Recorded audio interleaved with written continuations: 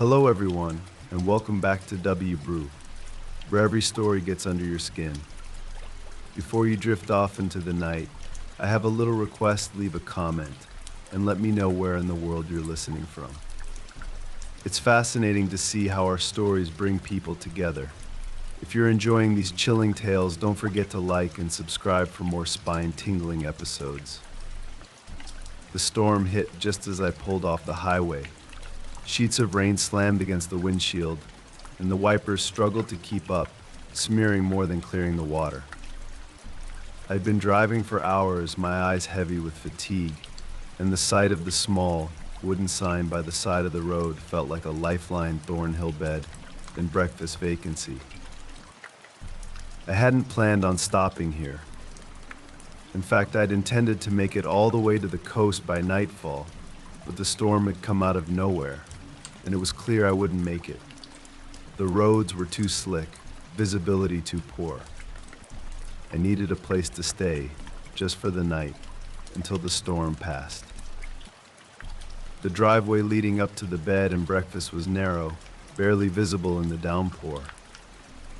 Large trees lined the road, their branches swaying violently in the wind. The house itself loomed in the distance, a large Victorian-style mansion with dark windows and a steep, gabled roof. The front porch light was on, casting a weak, flickering glow over the driveway.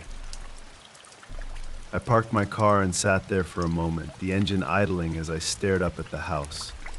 Something about it made me uneasy. It looked old, like it had been standing there for over a century, watching as the world changed around it. I shook my head, brushing off the feeling. I was tired. That was all. I just needed sleep. Grabbing my bag, I hurried through the rain and up the steps to the front door. The wind howled through the trees, and I shivered as I knocked on the heavy wooden door, listening to the rain drum against the porch roof. After a few moments, the door creaked open, revealing a woman standing in the dimly lit foyer. She was older, maybe in her 60s, with graying hair pulled back into a neat bun. Her eyes were sharp and dark, her face lined with age, but still dignified. "Good evening," she said, her voice soft but firm. "How can I help you?" I saw the sign, I said, trying to keep my voice steady. "I need a room for the night." The storm. Of course, she interrupted, stepping aside to let me in. "Come in, out of the rain." I stepped inside, shaking off the water and wiping my shoes on the rug. The interior of the house was even more impressive than the outside ornate woodwork. High ceilings and antique furniture filled the foyer. A large chandelier hung overhead, casting a soft, golden glow over the polished floors. "I'm Mrs. Thornhill," the woman said as she closed the door behind me. "My husband and I run the bed and breakfast. You're welcome to stay as long as you need." "Thank you," I said, relieved to be out of the storm. "Just for the night." She nodded and gestured toward the staircase. "I'll show you to your room." I followed her up the wide, creaky staircase, my footsteps echoing through the house. The hallway was long and narrow, lined with dark wooden doors. Mrs. Thornhill stopped in front of one near the end of the hall and pushed it open, revealing a small but cozy room. The bed was large and covered with a thick quilt, and there was a fireplace on the far wall, though it wasn't lit. "There's a bathroom just down the hall," she said, handing me a key. "Breakfast is at 7 a.m., sharp." I thanked her, and she gave me a curt nod before disappearing down the hall, her footsteps fading into silence. I closed the door behind her and dropped my bag on the floor, taking a deep breath. The storm was still raging outside, the wind howling and the rain beating against the windows, but the room felt warm and safe. After changing into dry clothes, I sat down on the edge of the bed, letting the fatigue wash over me. It had been a long day, and I was ready to sleep. But as I lay down and pulled the quilt up to my chin, The uneasy feeling I'd had earlier returned. The house was too quiet. I listened to the wind and rain outside, but inside there was nothing, no creak of floorboards, no hum of distant voices, nothing. It was as if the house was holding its breath, waiting. I told myself I was being ridiculous. It was just an old house, and old houses were always a little creepy, especially during a storm. I closed my eyes, willing myself to relax. But sleep didn't come easily. Sometime in the middle of the night, I woke up to a sound of soft, rhythmic creaking, like the sound of footsteps on the floorboards just outside my door. I sat up, my heart racing as I listened. The house was silent again, but I was sure I had heard something. The storm was still raging outside, the wind howling through the trees, but the sound had been inside close. I glanced at the clock on the nightstand. It was just after 2 a.m. For a long moment, I sat there, staring at the door, my pulse quickening. I didn't hear the footsteps anymore, but the feeling of unease had returned, stronger now. The house felt wrong, too still, too quiet. I took a deep breath, trying to calm myself down. It was probably just Mrs. Thornhill or her husband walking around. Maybe they were checking on the guests, making sure everything was okay. There was no reason to be scared. But as I lay back down, pulling the quilt up to my chin, I couldn't shake the feeling that something wasn't right. Then I heard it again. The creaking slow, deliberate, like footsteps coming from the hallway outside my room. I sat up again, my heart pounding in my chest. This time, the sound didn't stop. It grew louder, closer, like someone was walking down the hall toward my door. I held my breath, staring at the door, waiting for the footsteps to stop. But they didn't. They continued, steady and rhythmic, until they were right outside my room. And then they stopped. My pulse quickened, and I felt a surge of panic rise in my chest. I stared at the door, my mind racing. Was someone out there? Should I open the door? Or should I stay quiet and hope they went away? For what felt like an eternity, I just sat there, listening to the silence. The footsteps had stopped, but I could feel the presence on the other side of the door, like someone was standing there, waiting. Then, slowly, the doorknob began to turn.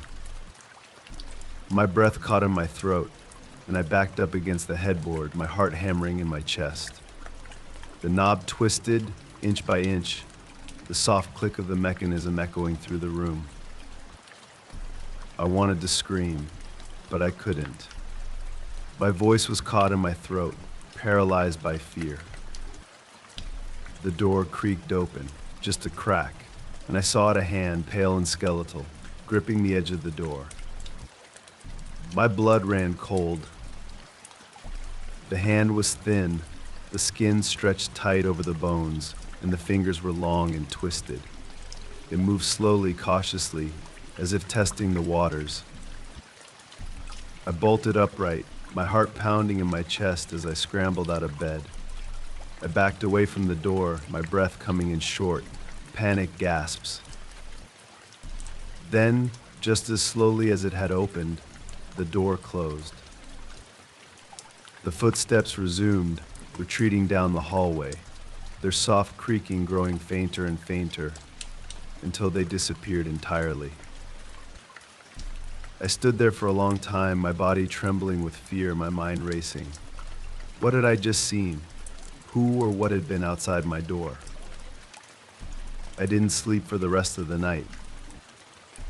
The next morning, I dragged myself out of bed, exhausted and jittery. The storm had passed, and sunlight streamed through the curtains, casting long shadows across the floor. The house felt different now, warmer, more welcoming, but the events of the night before still haunted me. I made my way downstairs to the dining room. where Mrs. Thornhill was setting the table for breakfast. She glanced up as I entered, giving me the same polite, distant smile she had the night before. "Good morning," she said. "Did you sleep well?" I hesitated, glancing around the room. Actually, I heard something last night. Someone was walking around outside my room. Her smile faltered just for a moment, but she recovered quickly. "Oh, that must have been my husband. He tends to check on things during the night, especially during storms." I nodded, but the explanation didn't sit right with me. The hand I had seen, it hadn't looked human. It had been too pale, too thin, like something out of a nightmare. But I didn't press the issue. I was too tired, too shaken, and all I wanted was to get out of there. I forced a smile. "That makes sense." Mrs. Thornhill returned the smile, her eyes sharp and watchful. "I'll have breakfast ready shortly. Feel free to help yourself to coffee." I thanked her and made my way to the small coffee station in the corner of the room. As I poured myself a cup, I couldn't shake the feeling that she wasn't telling me everything.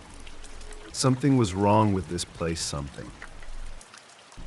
I couldn't explain. I sat down at the table, sipping my coffee as I waited for breakfast. The house was quiet again, the only sound the distant hum of the stove in the kitchen. But then I heard the faint creak of floorboards, like footsteps coming from upstairs. I froze, my heart skipping a beat. Mrs. Thornhill was in the kitchen. There were no other guests. So who was walking around upstairs?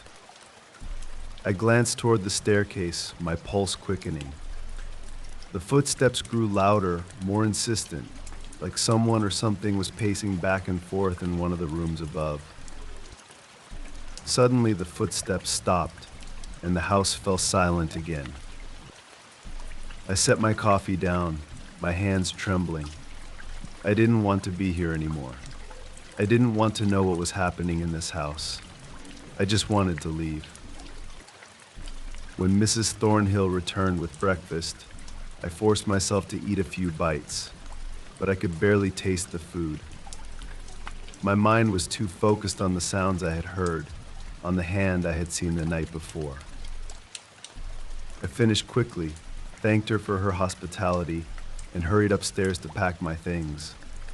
I had planned to stay until checkout, but I couldn't stand being in the house any longer. As I grabbed my bag and headed for the door, I paused, glancing back at the hallway. The room next to mine, the one where the footsteps had stopped, it was closed now, the door tightly shut. I didn't want to know what was behind it. I didn't look back as I left the house, the morning sun warm on my face as I climbed into the car.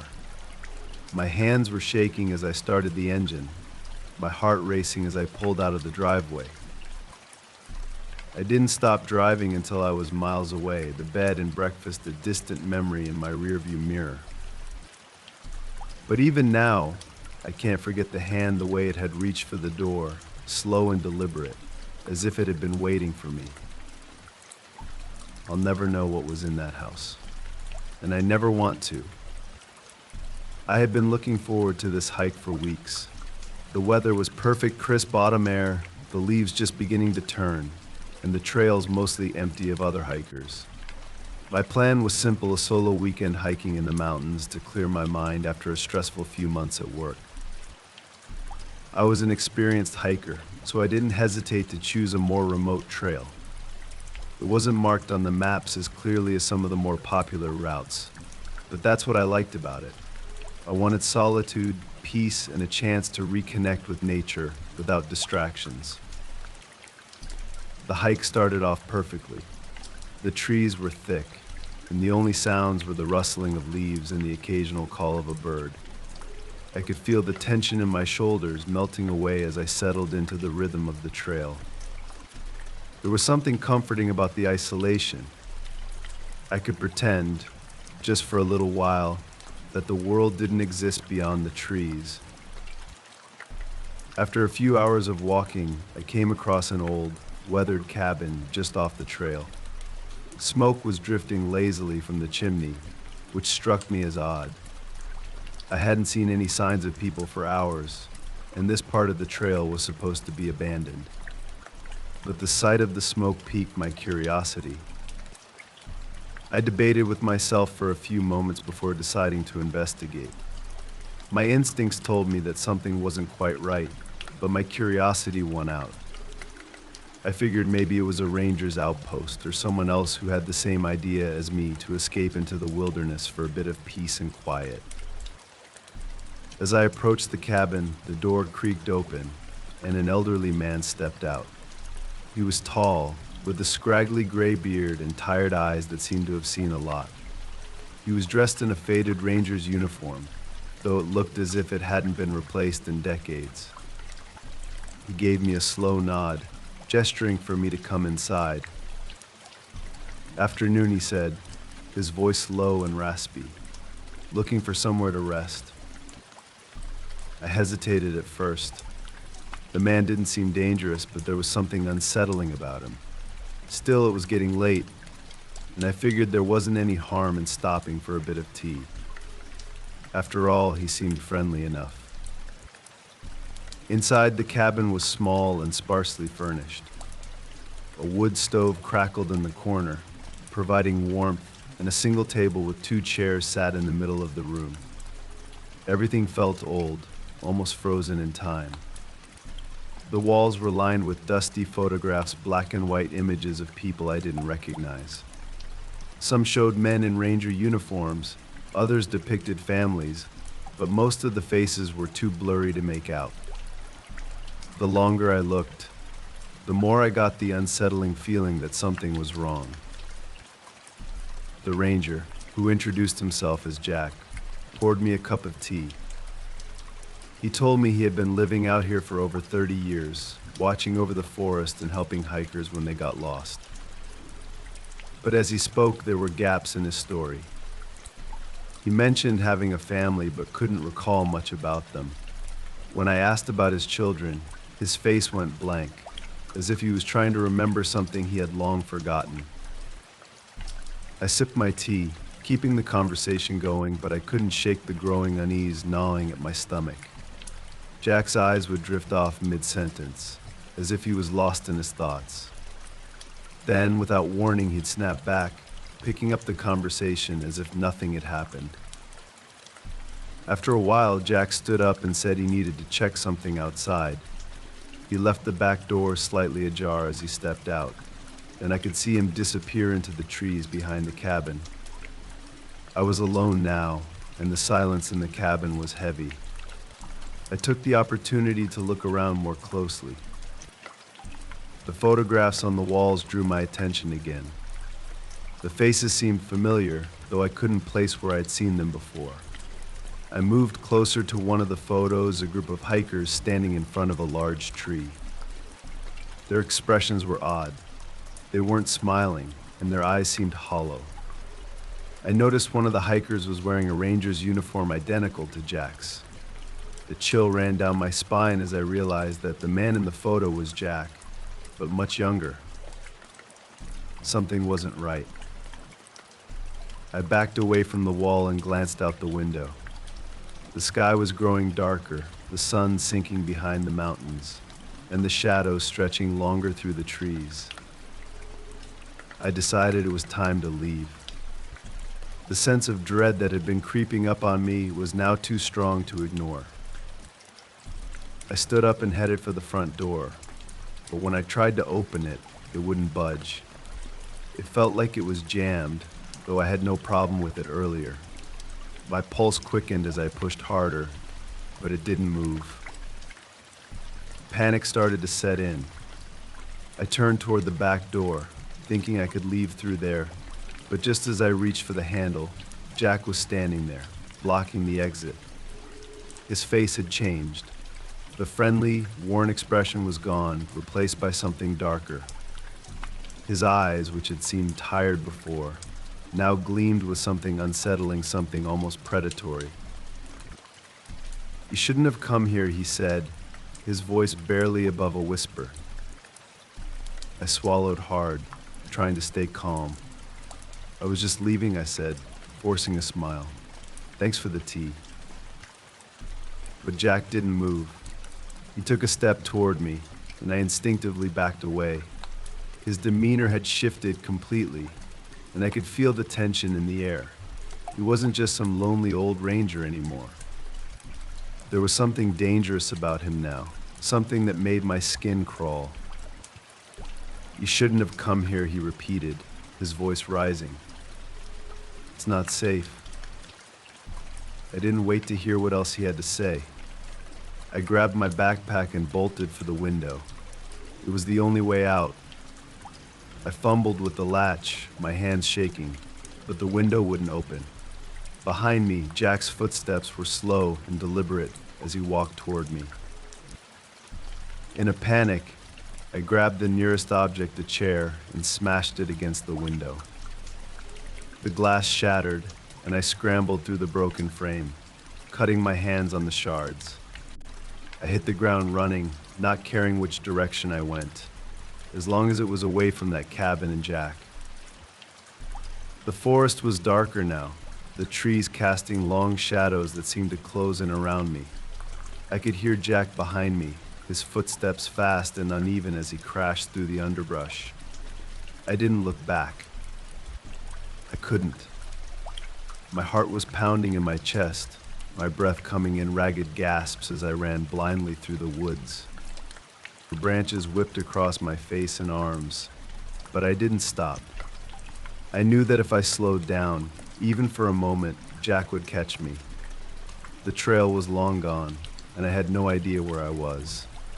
I just kept running, hoping I would find my way back to civilization before he caught up with me. Finally, after what felt like an eternity, I saw the outline of the main trail through the trees. Relief washed over me, and I pushed myself harder, sprinting toward it. But just as I reached the trail, I heard a voice behind me. "You can't run from this." I didn't stop. I couldn't afford to. I burst onto the trail and followed it as fast as I could, my legs burning with the effort. The sun had completely disappeared now, and the darkness made it harder to see where I was going. But I didn't care. I just needed to get back to the road, to my car, to safety. After what felt like hours, I finally saw the trailhead up ahead. My car was parked just beyond it, a beacon of safety in the growing darkness. I reached the road and fumbled with my keys, my hands shaking so badly that I could barely get the door unlocked. I threw myself inside, locking the doors and starting the engine in one motion. As I pulled away, I glanced in the rearview mirror. Jack was standing at the edge of the woods, his figure barely visible in the fading light. His eyes were locked on me, watching as I sped away. His face was expressionless, but I could feel his gaze following me, even as I drove out of sight. It took hours for my heart to stop racing, even after I was miles away from the cabin. I don't know what Jack was or why he acted the way he did. All I know is that something about that place wasn't right. The photographs, the stories, the gaps in his memory, it all pointed to something darker, something I couldn't understand. I never went back to that trail, and I never told anyone about Jack. But sometimes, late at night, I still think about him. I think about the way his face changed, the way his voice deepened, the way he seemed to know more than he let on. And I wonder if he's still out there, watching, waiting for the next hiker to come along. It had been a long drive. I was on my way to a conference across the state, and after hours on the road, I could feel the exhaustion setting in. The endless stretch of highway was starting to blur, and I knew I needed to stop and rest before continuing. As I passed through a small, nameless town, I spotted a roadside motel up ahead, its neon sign flickering in the distance. The motel wasn't anything fancy. It had a weathered, old-fashioned look to it, the kind of place you'd see in movies about small towns forgotten by time. But it was late, and I didn't have the energy to be picky. A bed was a bed, and at that moment, it was all I cared about.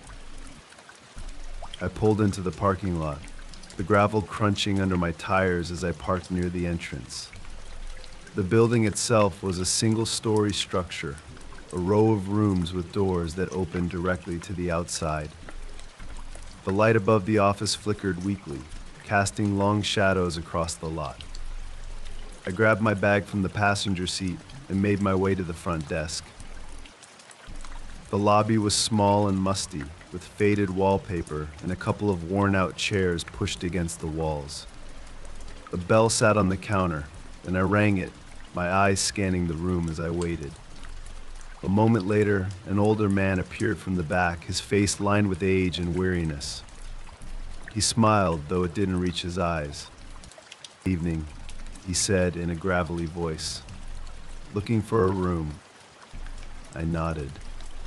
"Just for the night." He nodded slowly, reaching for the register and sliding a key across the counter. "Room 12. End of the row." The room was just as unremarkable as I'd expected. A simple bed, a small table with a lamp, and a bathroom with peeling tiles. The air inside was stale, but I didn't mind. I was too tired to care about the details. After locking the door behind me, I dropped my bag by the bed and collapsed onto the mattress, kicking off my shoes. For a few moments, I just lay there, letting the quiet of the room settle over me. The only sound was the soft hum of the old air conditioner struggling to keep the room cool. I closed my eyes, willing sleep to take over, but it didn't come as easily as I'd hoped. I tried to ignore the feeling of unease that began creeping into my thoughts. The room was too quiet, the shadows from the flickering light outside too deep. I told myself it was just my imagination, just the exhaustion playing tricks on me. But as the minutes ticked by, the sense of unease grew stronger. I sat up, glancing toward the door. The flimsy chain lock didn't do much to ease my nerves, and the small window next to it was covered by a thin curtain that didn't quite block out the light from the parking lot. I could see the faint outline of cars parked outside, their silhouettes barely visible through the curtain. Deciding to distract myself, I pulled out my phone, hoping to pass the time by scrolling through social media until I got sleepy. But there was no signal. I cursed under my breath, tossing the phone onto the nightstand. Of course, in a place like this, there was no Wi-Fi or cell reception. It made sense, but it didn't help the growing anxiety gnawing at my stomach. I tried to lie back down, closing my eyes again, but my mind refused to settle. The quiet was oppressive now, pressing in from all sides, making it hard to relax. And then, just as I was beginning to drift off, I heard it. A faint sound, barely audible over the hum of the air conditioner. It was a soft scraping noise, like something where someone was brushing against the door. I sat up quickly, my heart pounding in my chest as I stared at the door. The scraping sound came again, this time more deliberate, like someone was trying to open the door from the outside. I froze, my mind racing. Had I locked the door? I was sure I had, but doubt crept in. Slowly, I slipped out of bed, my bare feet touching the cold floor as I crept toward the door. My pulse was racing now, every instinct screaming at me to stay quiet, to stay hidden. As I reached the door, I could see the doorknob slowly turning, just a fraction of an inch, like someone was testing it. My breath caught in my throat as I stared at the doorknob. It moved again, a slow, deliberate twist. Whoever was on the other side was trying to get in. I backed away, my heart pounding so loudly I was sure they could hear it. I grabbed my phone off the nightstand, but the screen was blank, no signal, no way to call for help. My eyes darted around the room, searching for something, anything I could use to defend myself. But there was nothing, just the cheap furniture and the thin chain lock on the door. The doorknob stopped moving, and for a moment there was silence. I held my breath, waiting, listening. Then came a new sound, a soft, rhythmic tapping on the window. The curtain fluttered slightly, and I could see the faint outline of a hand pressed against the glass. I swallowed hard, backing up against the far wall. The tapping continued, slow and steady, like whoever was out there was toying with me, waiting for me to make a move. I didn't know what to do. My car keys were on the nightstand, but I'd have to get past the door to reach the parking lot. And even if I made it to the car, there was no guarantee I could outrun whoever was out there. My thoughts raced, every scenario ending in panic and fear. Suddenly, the tapping stopped. The silence that followed was deafening, and for a moment, I thought maybe, just maybe, they had left. But then the door rattled, the chain lock straining as someone pushed against it from the other side. I bolted for the bathroom, slamming the door shut behind me and locking it. My heart was racing now, my hands shaking as I pressed myself against the wall, trying to steady my breathing. The bathroom was small, with no windows and no way out. I was trapped. The rattling at the door continued, growing more insistent, more violent. I could hear the chain scraping against the frame, the doorknob rattling as they tried to force it open. My mind was spinning, fear clouding my thoughts. What did they want? Why were they trying to get into my room? For what felt like an eternity, I stayed huddled in the bathroom, listening to the sounds of the door shaking, the chain lock barely holding. My pulse thundered in my ears, my body trembling with fear. And then, as suddenly as it had started, the noise stopped. I didn't move. I didn't dare breathe, didn't dare make a sound. I stayed perfectly still, waiting, listening for any sign that they were still there. But there was nothing, just silence. After what felt like hours, I finally mustered the courage to unlock the bathroom door. I opened it just a crack, peeking out into the room. The door to the motel room was still closed, the chain lock still in place, though it hung precariously from the frame. I stepped out slowly, my eyes scanning the room. The window was still closed, the curtain swaying slightly from the air conditioner. There was no sign of anyone outside. I moved cautiously toward the door, peering through the peephole. The parking lot was empty, just the row of cars sitting under the dim lights. There was no sign of anyone. I didn't know what to think. Had they given up? Had they left? My hands were shaking as I reached for my phone again, praying for some kind of signal. But the screen was blank, mocking me with its uselessness. I glanced at the clock on the nightstand. It was almost 3 a.m. Still too early to leave. But I couldn't stay here any longer. I grabbed my bag and car keys, deciding I'd rather risk driving through the night than spend another second in this room. I moved quickly, unlocking the door and stepping outside into the cool night air. The parking lot was eerily quiet, the only sound the faint hum of the neon sign above the office. I glanced around, my heart racing as I scanned the area for any sign of movement. But there was nothing. I hurried to my car, fumbling with the keys as I unlocked the door and slid inside. My hands were still shaking as I started the engine, the headlights cutting through the darkness. I didn't waste any time. I pulled out of the lot and onto the highway, my eyes glued to the rearview mirror, half expecting to see someone following me. But the road behind me was empty. No cars, no lights, just the dark, empty highway stretching out into the night.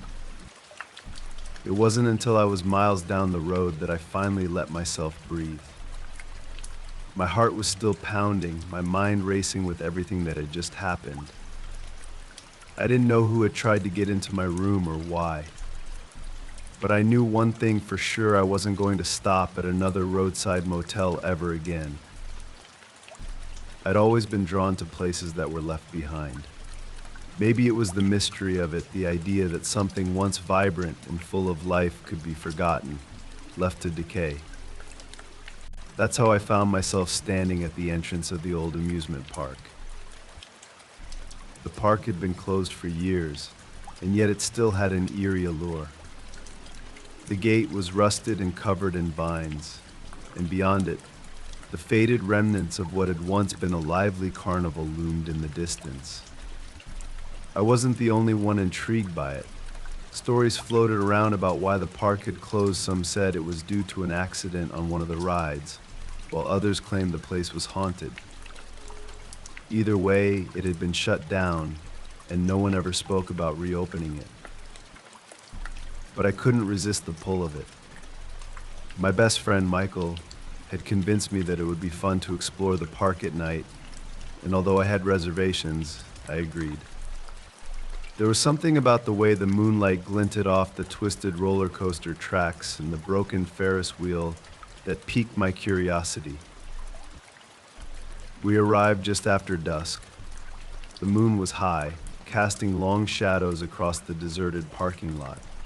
We parked the car just outside the fence and climbed over the rusted gate, careful not to make too much noise.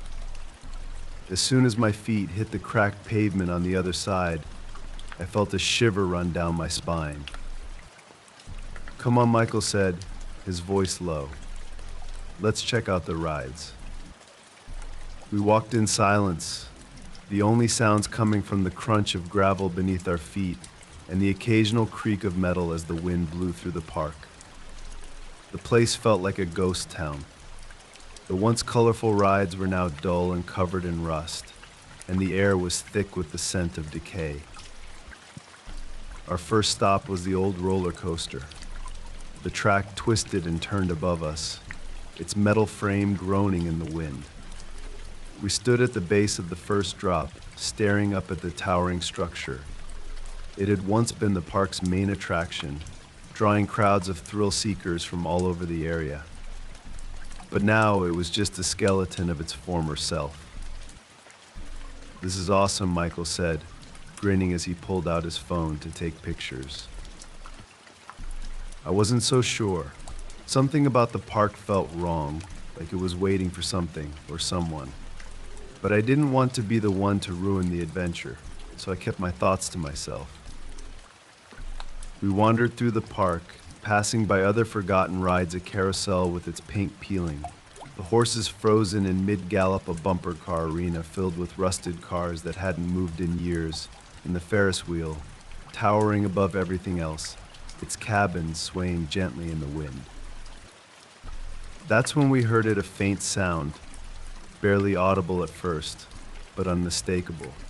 It was the sound of children laughing. I froze, my heart skipping a beat.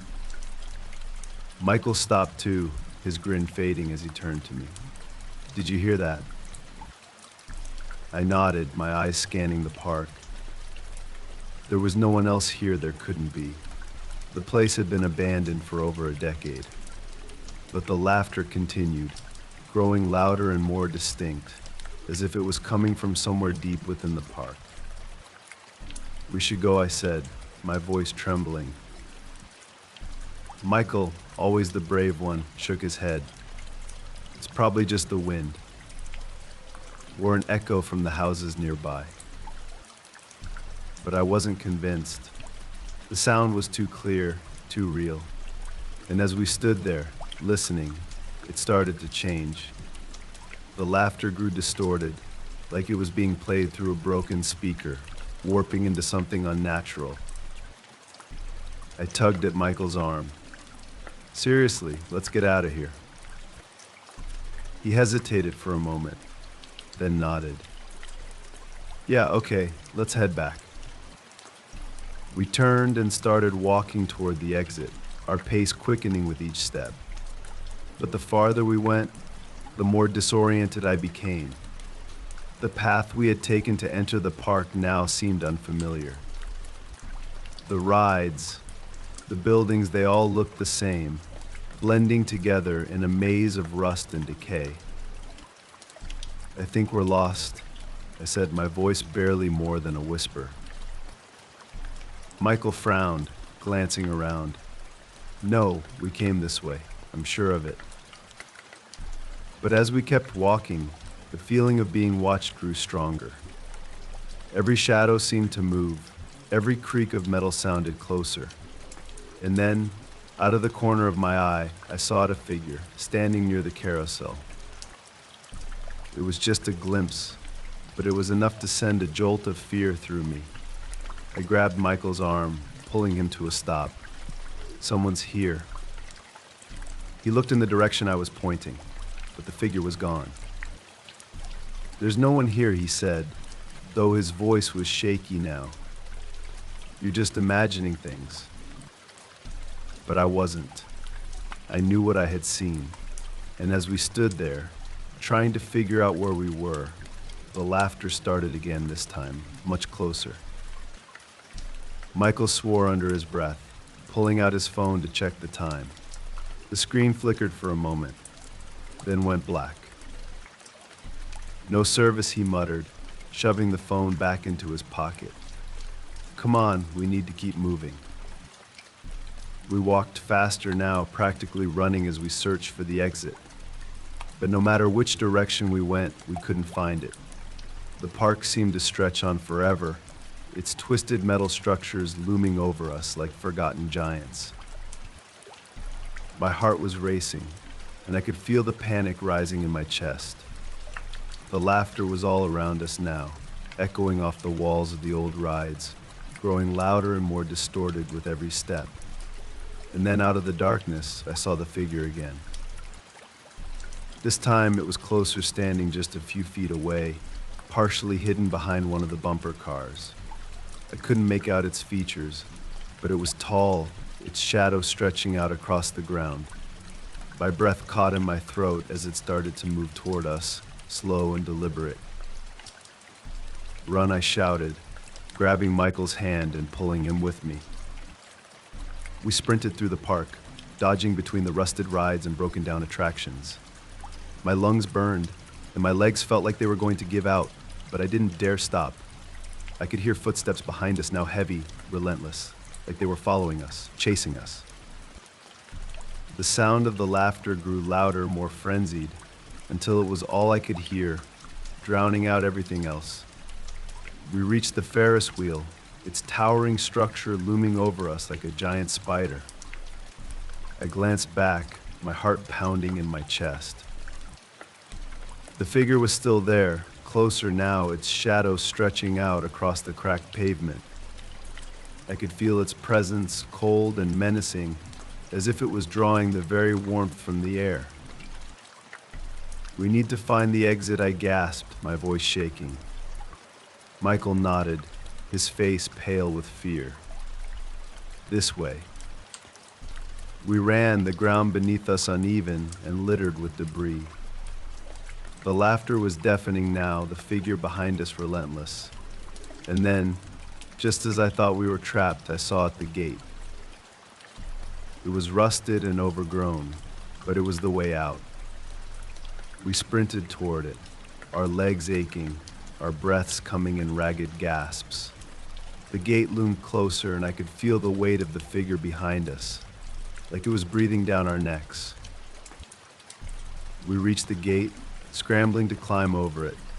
My hand slipped on the rusted metal, but I didn't care. I just needed to get out.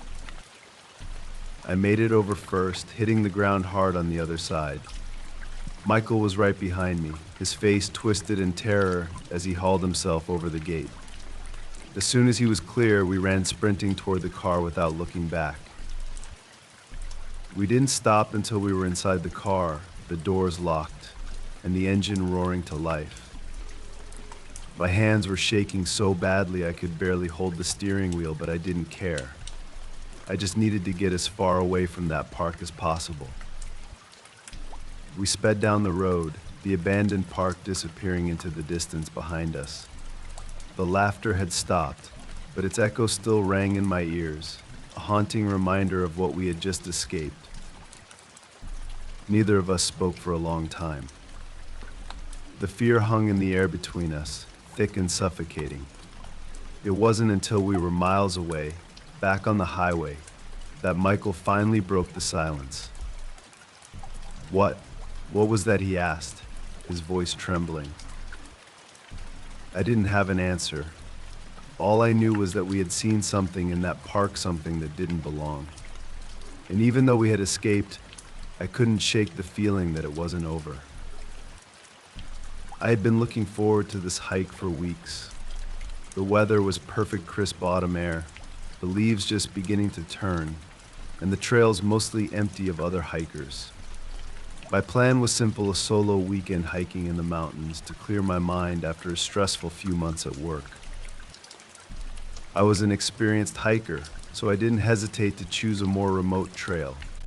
It wasn't marked on the maps as clearly as some of the more popular routes, but that's what I liked about it. I wanted solitude, peace, and a chance to reconnect with nature without distractions. The hike started off perfectly. The trees were thick, and the only sounds were the rustling of leaves and the occasional call of a bird. I could feel the tension in my shoulders melting away as I settled into the rhythm of the trail. There was something comforting about the isolation. I could pretend, just for a little while, that the world didn't exist beyond the trees. After a few hours of walking, I came across an old, weathered cabin just off the trail. Smoke was drifting lazily from the chimney, which struck me as odd.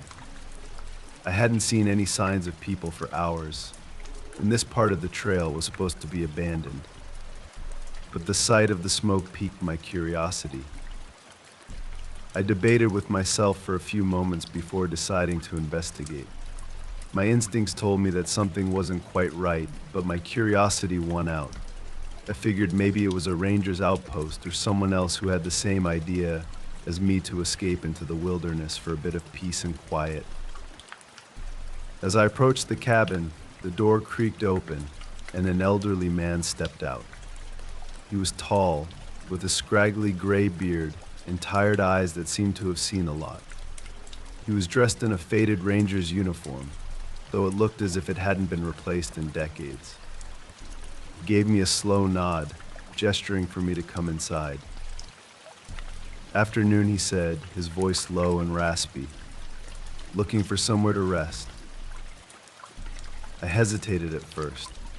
The man didn't seem dangerous, but there was something unsettling about him. Still, it was getting late, and I figured there wasn't any harm in stopping for a bit of tea. After all, he seemed friendly enough. Inside, the cabin was small and sparsely furnished. A wood stove crackled in the corner, providing warmth, and a single table with 2 chairs sat in the middle of the room. Everything felt old, almost frozen in time. The walls were lined with dusty photographs, black and white images of people I didn't recognize. Some showed men in ranger uniforms, others depicted families, but most of the faces were too blurry to make out. The longer I looked, the more I got the unsettling feeling that something was wrong. The ranger, who introduced himself as Jack, poured me a cup of tea. He told me he had been living out here for over 30 years, watching over the forest and helping hikers when they got lost. But as he spoke, there were gaps in his story. He mentioned having a family but couldn't recall much about them. When I asked about his children, his face went blank, as if he was trying to remember something he had long forgotten. I sipped my tea, keeping the conversation going, but I couldn't shake the growing unease gnawing at my stomach. Jack's eyes would drift off mid-sentence, as if he was lost in his thoughts. Then, without warning, he'd snap back, picking up the conversation as if nothing had happened. After a while, Jack stood up and said he needed to check something outside. He left the back door slightly ajar as he stepped out, and I could see him disappear into the trees behind the cabin. I was alone now, and the silence in the cabin was heavy. I took the opportunity to look around more closely. The photographs on the walls drew my attention again. The faces seemed familiar, though I couldn't place where I'd seen them before. I moved closer to one of the photos, a group of hikers standing in front of a large tree. Their expressions were odd. They weren't smiling, and their eyes seemed hollow. I noticed one of the hikers was wearing a ranger's uniform identical to Jack's. A chill ran down my spine as I realized that the man in the photo was Jack, but much younger. Something wasn't right. I backed away from the wall and glanced out the window. The sky was growing darker, the sun sinking behind the mountains, and the shadows stretching longer through the trees. I decided it was time to leave. The sense of dread that had been creeping up on me was now too strong to ignore. I stood up and headed for the front door, but when I tried to open it, it wouldn't budge.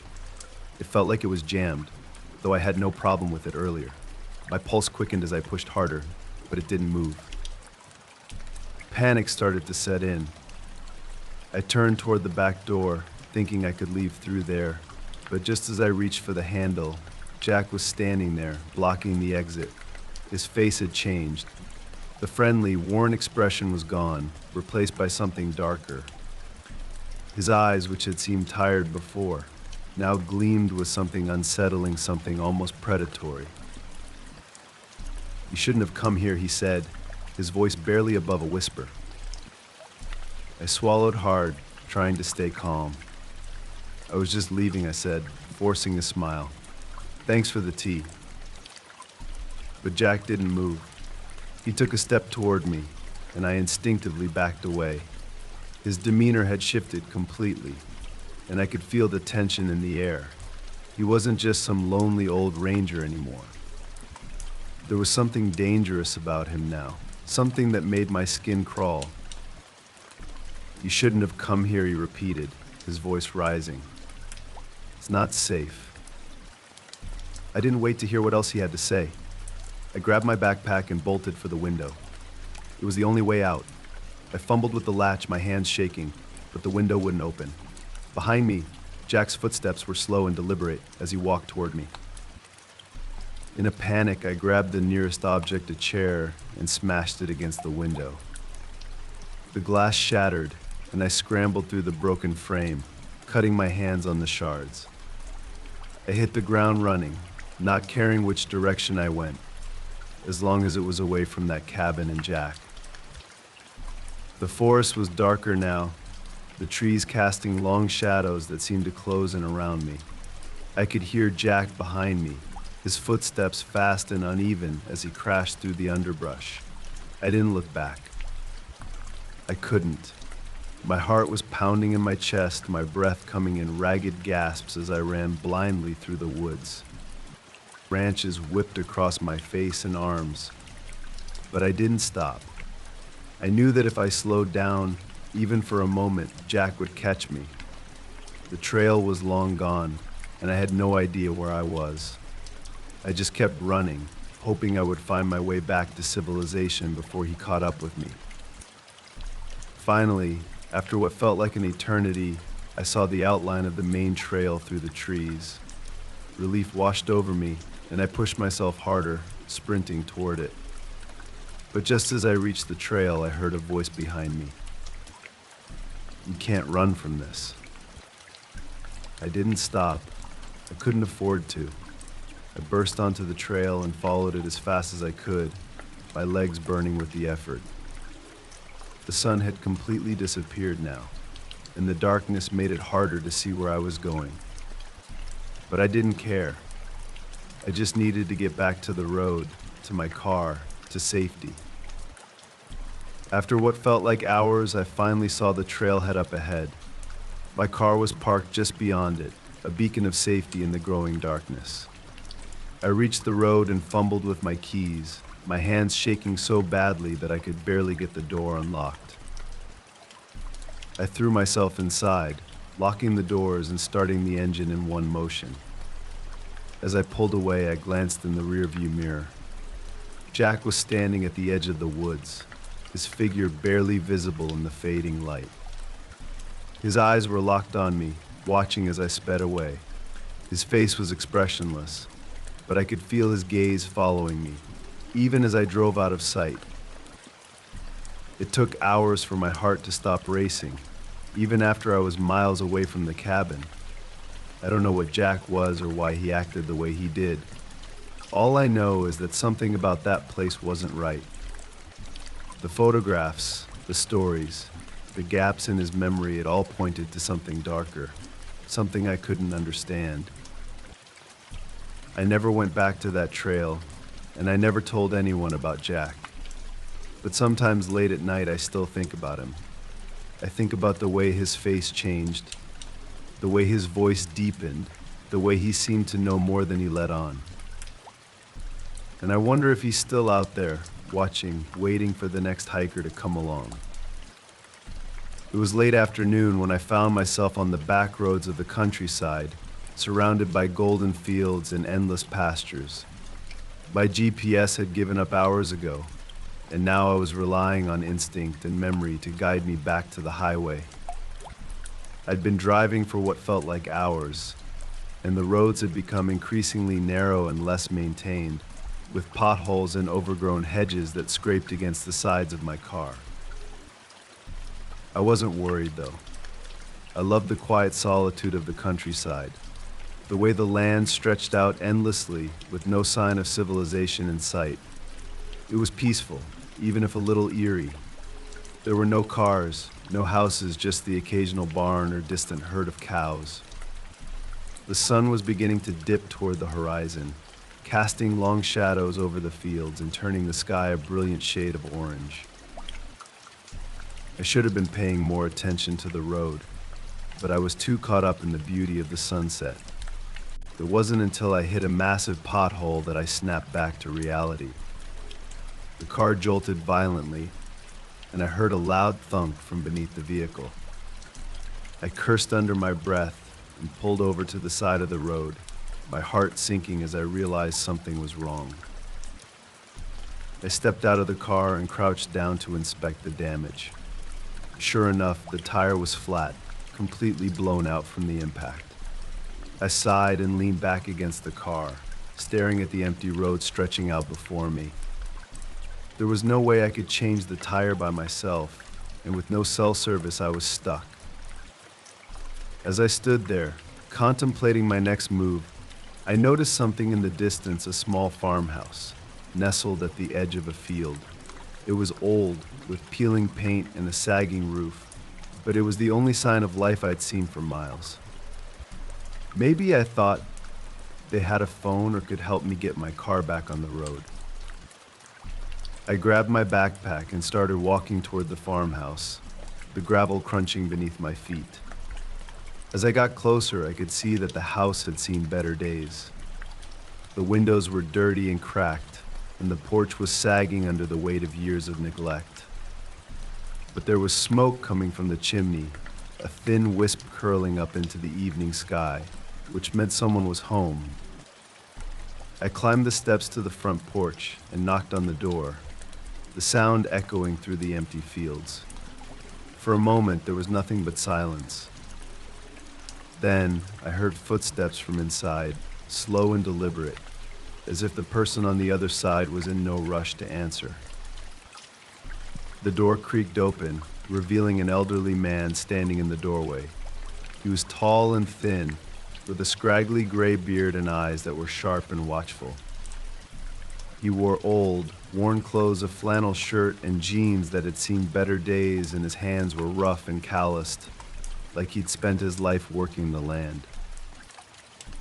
"Evening," he said, his voice low and gravelly. "What can I do for you?" I explained my situation, telling him about the flat tire and how I was lost without any way to call for help. He listened quietly, nodding occasionally, but his expression never changed. He didn't seem surprised or concerned, just indifferent. "There's a phone inside," he said after a moment. "You can use it if you like." He stepped aside, and I followed him into the house. The interior was as old and worn as the outside, faded wallpaper peeling from the walls, old furniture covered in dust.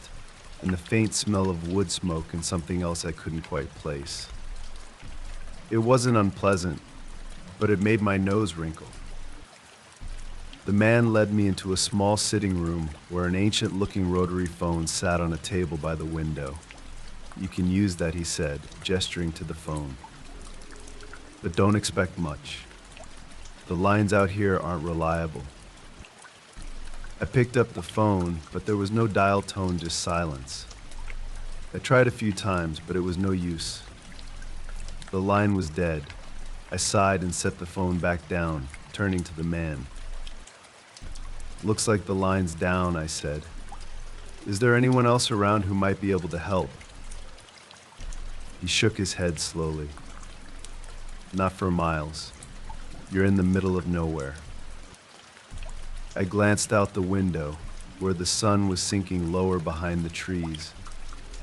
It would be dark soon, and I had no way of getting my car fixed until morning. I wasn't looking forward to spending the night stranded, but I didn't have much of a choice. The man must have noticed my hesitation, because he cleared his throat and said, "You're welcome to stay here for the night if you want. There's a spare room upstairs. Not much, but it's better than sleeping in your car." I hesitated. There was something about the man, something about the house that made me uneasy. But what choice did I have? It was either stay here or spend the night in my car, hoping someone would come by in the morning. I thanked him and agreed to stay the night. The man showed me to the spare room, a small, dusty space with a single bed and a window that looked out over the fields. The bed creaked as I sat down on it, and I could see dust motes swirling in the air, caught in the last rays of sunlight streaming through the window. It wasn't much, but it would do for the night. I lay down on the bed, staring up at the ceiling as the room grew darker. The house was silent now, the only sound the faint creaking of the old wood as it settled.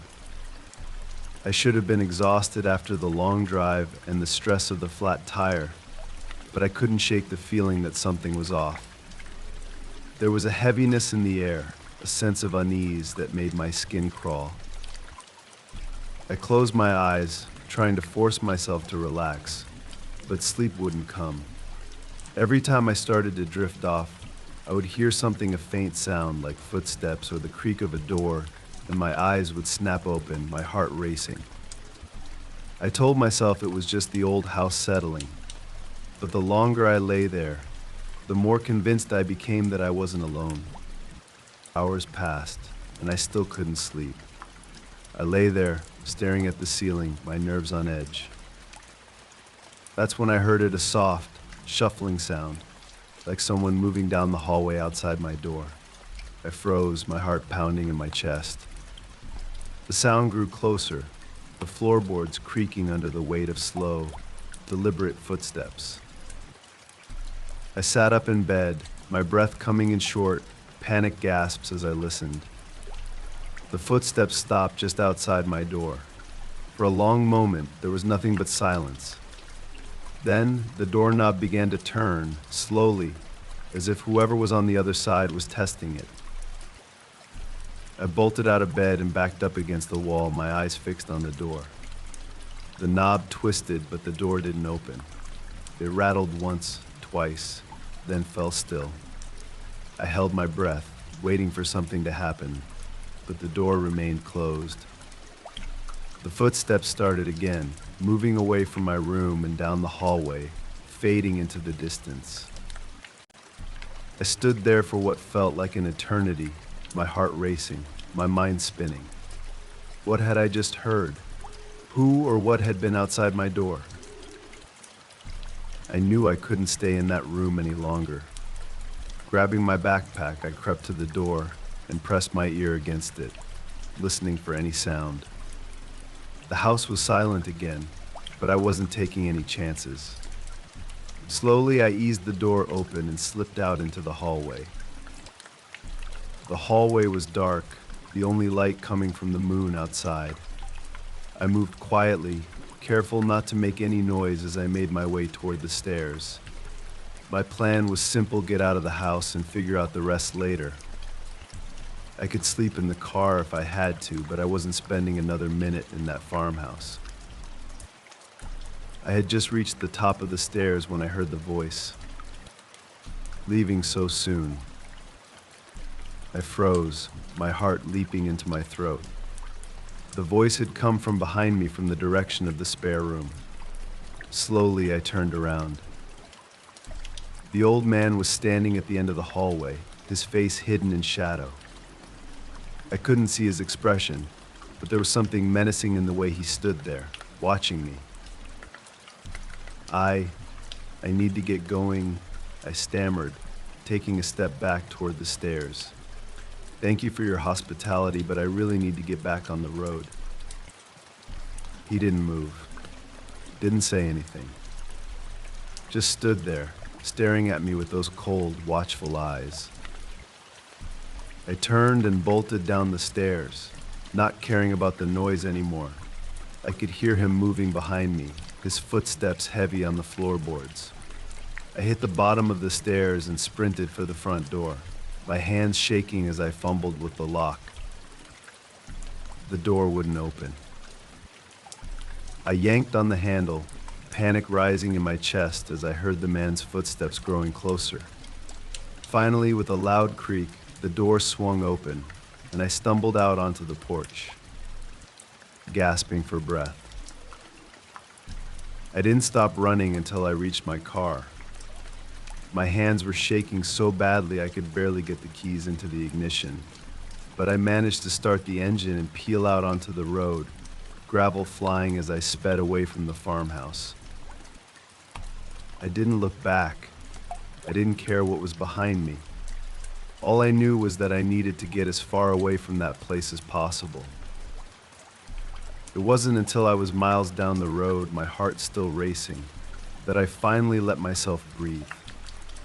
I glanced in the rearview mirror, half expecting to see the old man standing there at the edge of the road, watching me with those cold, calculating eyes.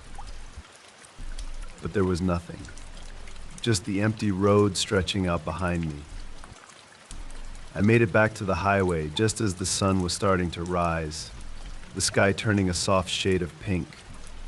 My car rattled along, the flat tires still thumping against the pavement, but I didn't care. I was safe now. As I drove, I couldn't shake the feeling that I had narrowly escaped something terrible. I don't know what the old man wanted or why he had acted the way he did, but I knew one thing for certain: I was never going back to that farmhouse again.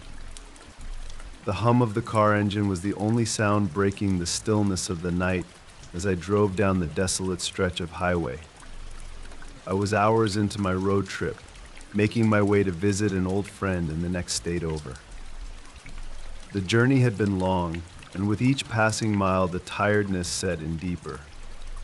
I hadn't seen another car for at least an hour, and the isolation, while peaceful at first, had become eerie as the moon cast long shadows over the road. I glanced at the fuel gauge, and my heart sank a little when I saw the needle hovering dangerously close to empty. I wasn't exactly sure where I was, having taken a backroad shortcut to avoid the usual highway traffic. In hindsight, that may have been a mistake. With no sign of a gas station in sight, I began to worry. The last thing I wanted was to get stranded in the middle of nowhere. Finally, after what felt like forever, I spotted a dimly lit sign up ahead. Relief washed over me when I realized it was a gas station. The old, flickering neon sign read 24-hour gas, though the way it buzzed and flickered made it look anything but welcoming. I pulled into the parking lot, the gravel crunching under my tires as I came to a stop by the single gas pump. The station looked ancient, like it hadn't seen a renovation in decades. The windows of the small building were grimy, and the flickering fluorescent lights cast an unnatural glow over the whole area. I debated for a moment whether or not to keep driving, but with the fuel gauge as low as it was, I didn't have a choice. I got out of the car, the cool night air biting at my skin. The pump was old, one of those ancient models with a dial instead of a digital screen. I started fueling up, the steady clinking of the pump filling the silence around me. That's when I noticed the attendant inside the station, watching me. He was standing behind the counter, barely visible through the dirty glass, his face obscured by shadows. I felt a chill run down my spine. There was something unsettling about the way he stood there, unmoving, staring at me as if he'd been waiting. After what felt like an eternity, the pump finally clicked, signaling that my tank was full. I replaced the nozzle and took a deep breath, willing myself to stay calm. I just needed to go inside, pay, and get back on the road. Easy enough. I walked up to the door of the station, the bell above it jingling as I stepped inside. The smell of stale air and something rotten hit me immediately. I fought the urge to gag as I approached the counter. The attendant didn't say a word. He just stood there, his eyes locked on me, unblinking. His skin was pale, almost sickly, and his lips were pulled into a thin, tight line. He was older, maybe in his 50s, with deep lines etched into his face and thinning hair slicked back against his scalp. "Just gas," I said, trying to keep my voice steady. He didn't respond. Instead, he just stared at me for what felt like an eternity before slowly reaching under the counter and pulling out an old, dusty receipt book. I glanced around the station as he scribbled something down, trying to distract myself from the unease crawling up my spine. The shelves were mostly empty, save for a few cans of motor oil and some dusty bags of chips that looked like they'd been sitting there for years. The fluorescent lights overhead buzzed, flickering slightly, casting everything in an unsettling yellow glow. The attendant finally tore off the receipt and handed it to me without a word. His hand was ice cold as our fingers brushed, and I flinched slightly at the touch. I could feel his eyes on me as I turned and hurried back toward the door. The jingle of the bell, the only sound breaking the silence. I rushed back to the car, feeling a wave of relief as I climbed inside and locked the doors. I took a deep breath, trying to shake off the strange encounter. I started the engine and pulled out of the parking lot, eager to put as much distance between myself and that gas station as possible. But as I drove away, something in my rearview mirror caught my eye. The attendant was standing in the doorway of the station, watching me leave. His pale face was expressionless, but there was something about the way he stood there so still, so unmoving that sent a shiver down my spine. I kept my eyes on the road, telling myself it was nothing, that I was just overreacting. But the further I drove, the more I couldn't shake the feeling that something was wrong. The road ahead of me was empty, dark, with no signs of life in any direction. The only sound was the low hum of the engine and the occasional rustle of the wind through the trees. That's when I saw the headlights. At first, I thought it was just another car coming up behind me. But as the lights grew closer, I realized they weren't just following me, they were speeding up, gaining on me fast. My heart started to race. I gripped the steering wheel tighter, watching as the headlights closed the distance between us. The car behind me was coming too fast, swerving slightly as it approached. Whoever was driving was either drunk or trying to run me off the road. I pressed my foot down on the gas, my pulse quickening as my car picked up speed. But no matter how fast I went, the car behind me stayed on my tail, its headlights blinding in my rearview mirror. The road was narrow, with no shoulders to pull over on, and the trees on either side loomed tall and menacing. The car behind me swerved again, its front bumper nearly grazing mine. Panic surged through me as I realized they were trying to force me off the road. I hit the gas harder, the engine roaring as I pushed the car to its limits. The road twisted and turned, and I fought to keep control, my hands white-knuckled on the steering wheel. The car behind me was relentless, its headlights blinding, its engine growling like some kind of wild animal. Suddenly, the road opened up into a straightaway, and I saw my chance.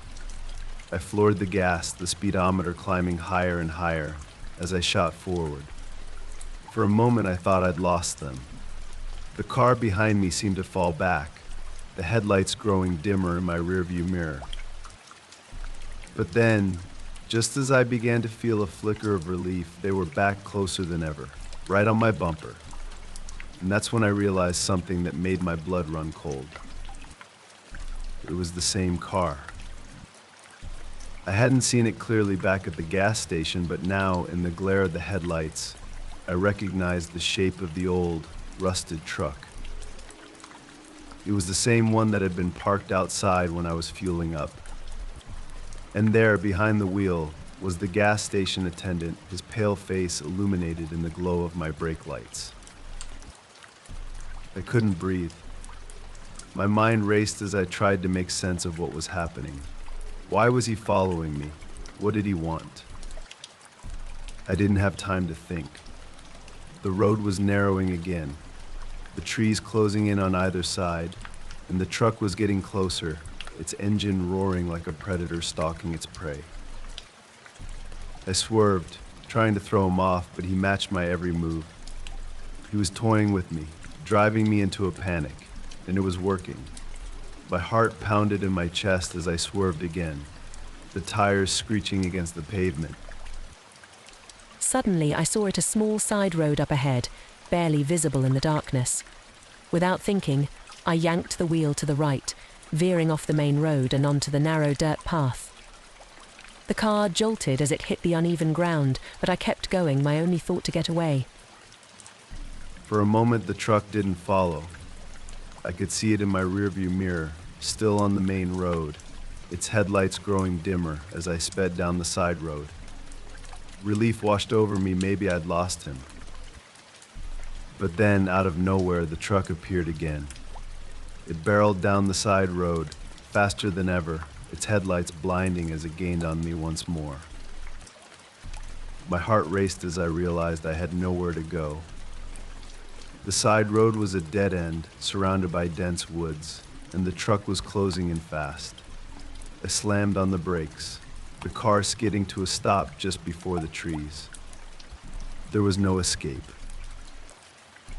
The truck pulled up behind me, its headlights still glaring in the rearview mirror. I could see the attendant stepping out, his figure silhouetted by the bright lights. He moved slowly, deliberately, like he had all the time in the world. I fumbled for my phone, my hands shaking as I dialed 911. But there was no signal. Of course there wasn't. I was in the middle of nowhere, with no cell service and no way to call for help. The attendant walked toward my car, his face blank, his eyes locked on mine. He reached into his jacket, and I saw the glint of metal, a knife. Panic surged through me as I scrambled to start. The car again, but it wouldn't turn over. The engine sputtered, refusing to start. I hit the gas, desperate, but the car remained dead. The attendant was getting closer now, the knife gleaming in the moonlight. I could hear the crunch of his boots on the gravel, the steady, deliberate sound of his footsteps. I had no choice. I threw open the car door and bolted, running into the woods without looking back. The trees were thick, their branches clawing at me as I stumbled through the underbrush. My heart pounded in my ears, my breaths coming in ragged gasps. I could hear him behind me, his footsteps heavy and relentless. I didn't dare look back.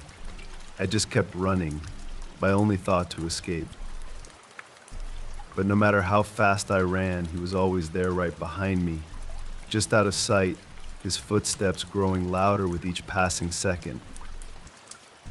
I don't know how long I ran or how far I went, but eventually the woods opened up into a clearing.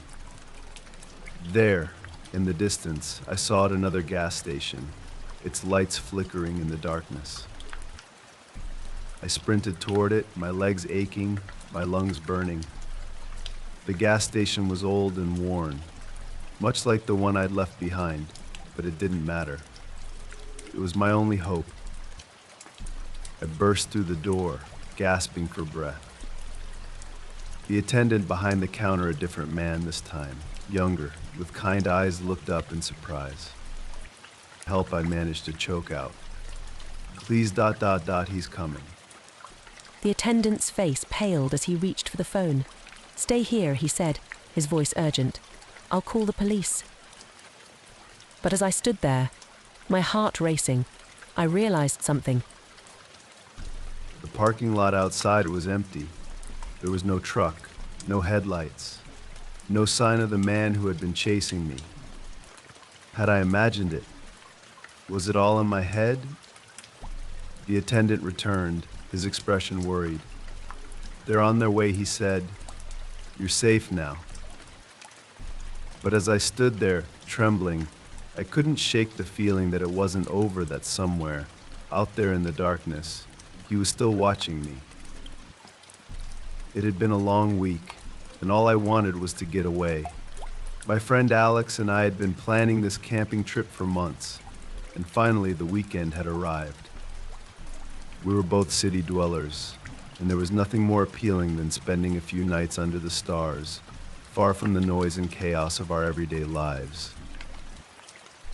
We had chosen a campsite that was relatively secluded, a small clearing off a winding road that wasn't marked on any map.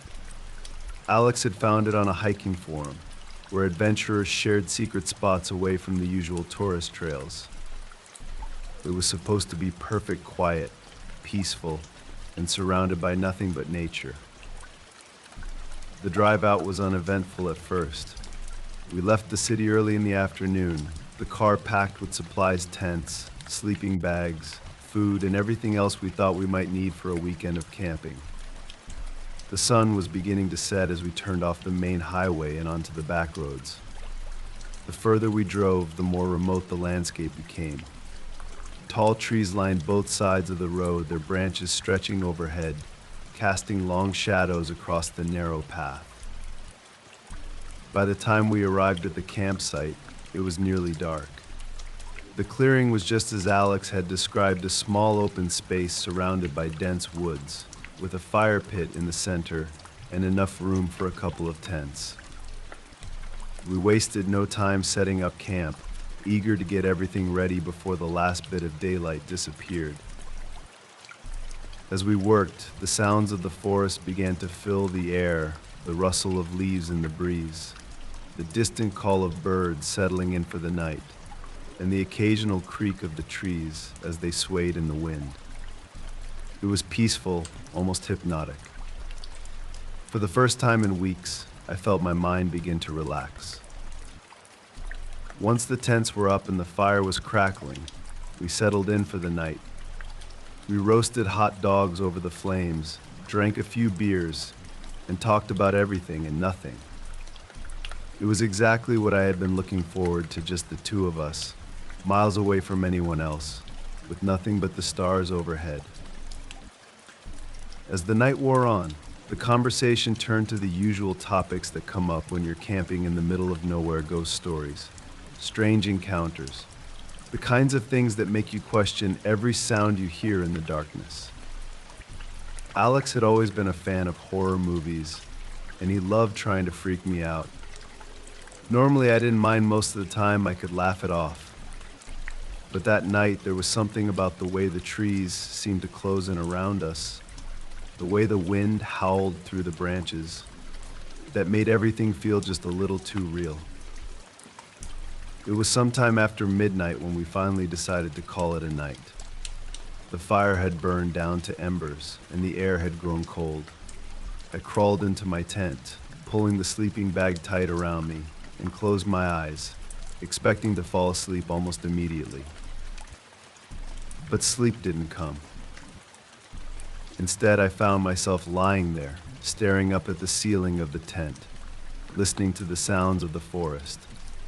The wind had picked up, and the trees were creaking louder now, their branches swaying back and forth.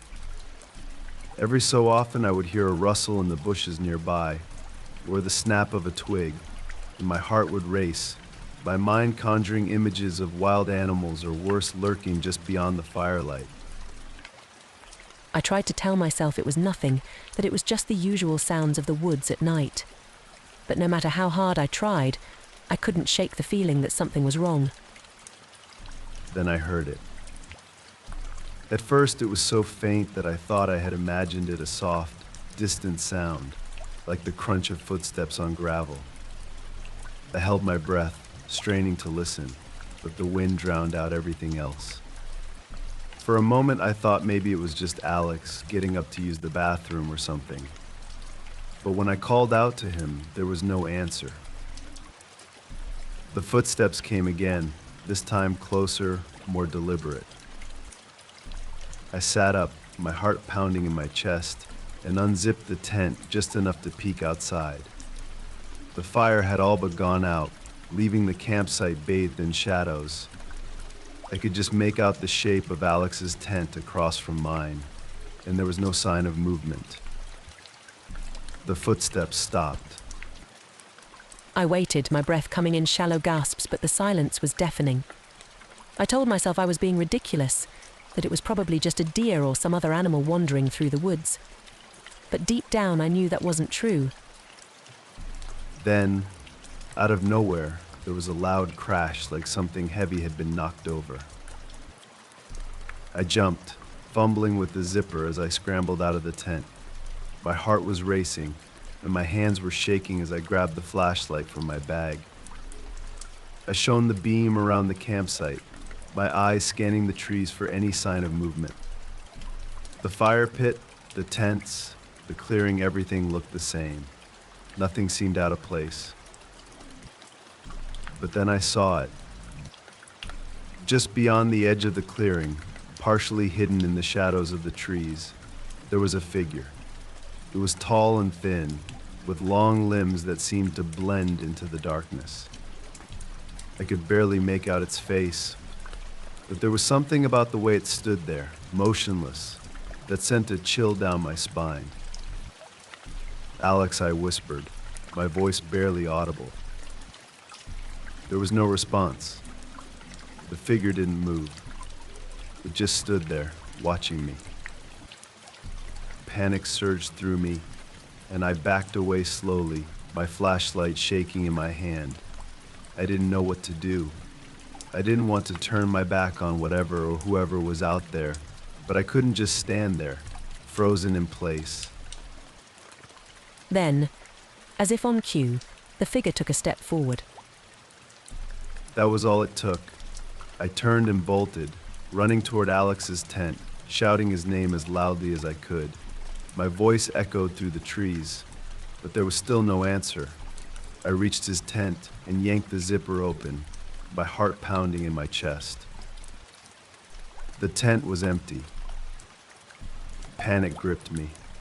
Where was Alex? Had he seen the figure too? Was he out there, somewhere in the woods, hiding? I turned back toward the clearing, my flashlight sweeping across the trees. The figure was gone. For a moment, I stood there, my mind racing. I didn't know what to do. Should I stay and wait for Alex to come back? Should I try to find him? The thought of going out into the woods alone, with whatever was out there, made my stomach churn. But I couldn't just leave him. I took a deep breath, trying to steady myself. I had to find Alex. Maybe he had seen the figure and gone to check it out. Maybe he was already on his way back. Either way, I couldn't stay here, not with that thing lurking in the shadows. I grabbed my flashlight and headed toward the edge of the clearing where I had seen the figure.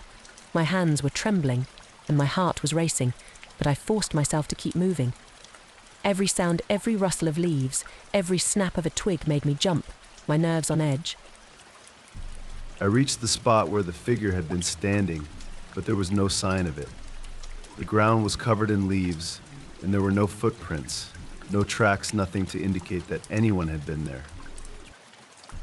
I kept walking, my flashlight sweeping across the trees, searching for any sign of Alex. The woods were dark, the only light coming from the faint glow of the moon, filtering through the branches. I called out his name again, my voice shaky, but there was still no answer. Then, just as I was about to turn back, I heard a faint, distant cry. Help. My blood ran cold. It was Alex. His voice was weak, barely more than a whisper, but I knew it was him. I ran toward the sound, my flashlight bouncing wildly in the darkness. The trees seemed to close in around me, the branches clawing at my clothes as I stumbled through the underbrush. My heart was pounding so loudly that I could barely hear anything else, but I kept going, following the sound of Alex's voice. Help, he called again, closer this time. I reached a small clearing, and there, lying on the ground, was Alex. He was pale, his face twisted in pain, and he was clutching his leg, blood seeping through his fingers. Alex, I dropped to my knees beside him, my hands shaking as I reached for him. What happened? He grimaced, his eyes wide with fear. It grabbed me, he whispered, his voice barely audible. It came out of nowhere. I couldn't get away. I looked around, my heart racing. There was no sign of the figure, but I could feel its presence, lurking just beyond the trees.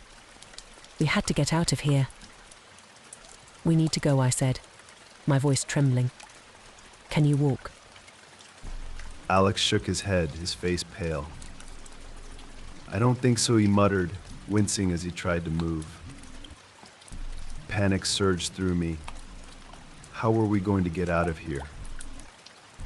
I couldn't carry him, and the campsite was too far to drag him back. My mind raced, trying to come up with a plan, but nothing seemed to make sense. Then, out of the corner of my eye, I saw it. The figure was back, standing at the edge of the clearing, watching us.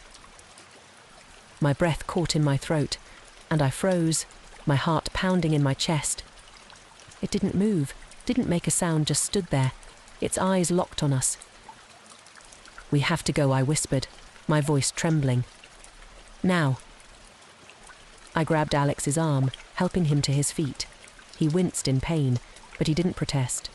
We stumbled forward, my heart racing as we made our way back through the woods. I kept glancing over my shoulder, half expecting the figure to follow us, but it didn't. It just stood there, watching as we disappeared into the trees. By the time we made it back to the campsite, my legs felt like they were going to give out. Alex was pale and shaking, his legs still bleeding, but we didn't stop. We grabbed what we could, our phones, our car keys, and bolted for the car. The drive back to civilization was a blur. My hands were shaking so badly that I could barely keep the car on the road, and Alex was drifting in and out of consciousness in the passenger seat. I kept looking in the rearview mirror, half expecting to see the figure standing at the edge of the road, watching us as we sped away. But there was nothing.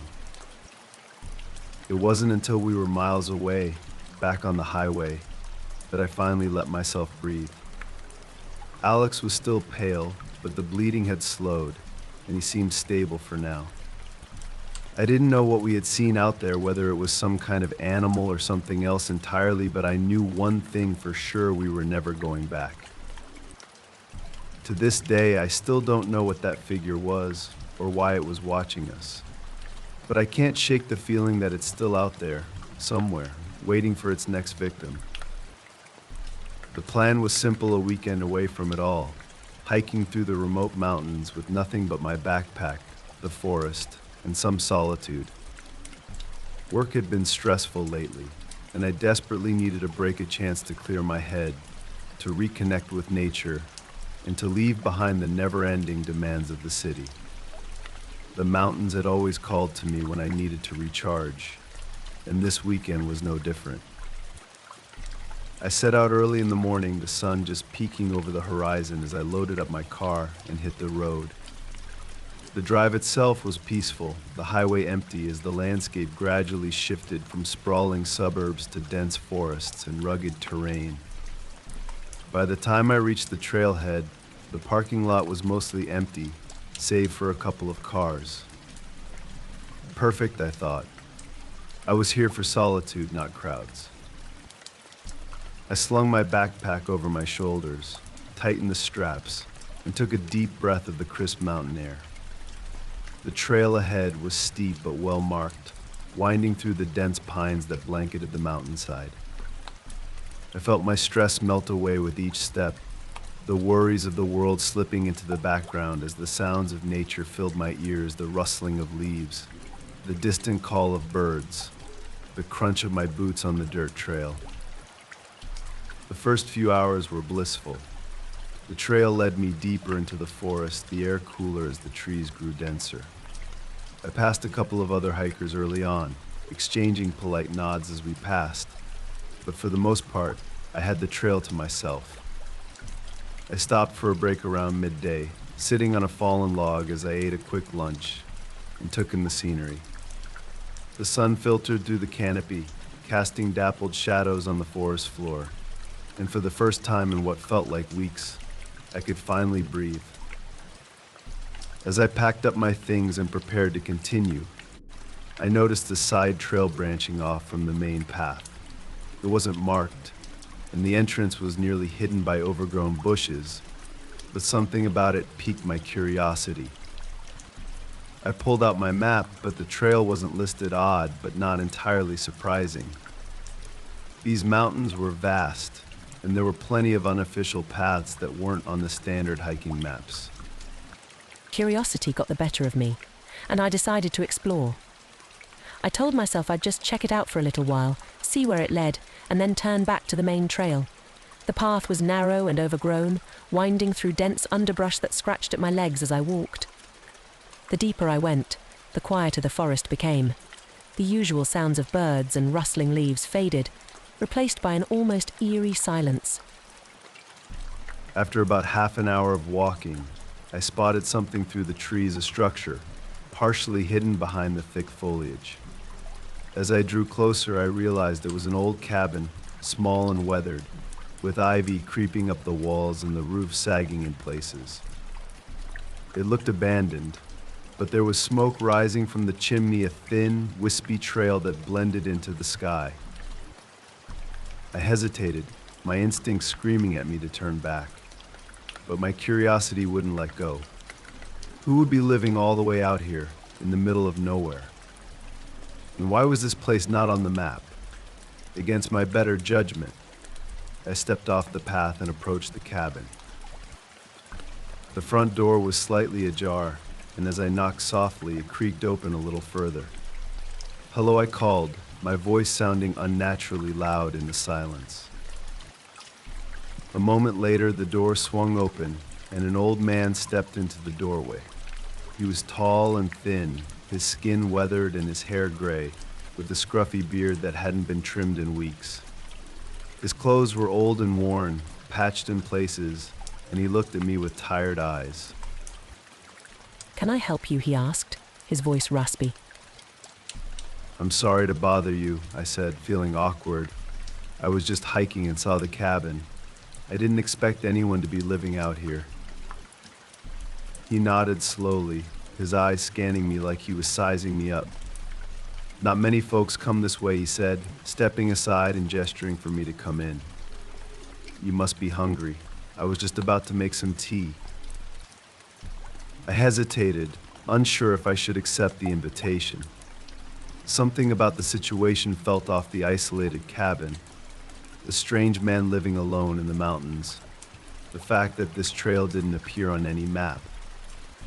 But it was cold, and I had been walking for hours. A cup of tea sounded like a welcome break.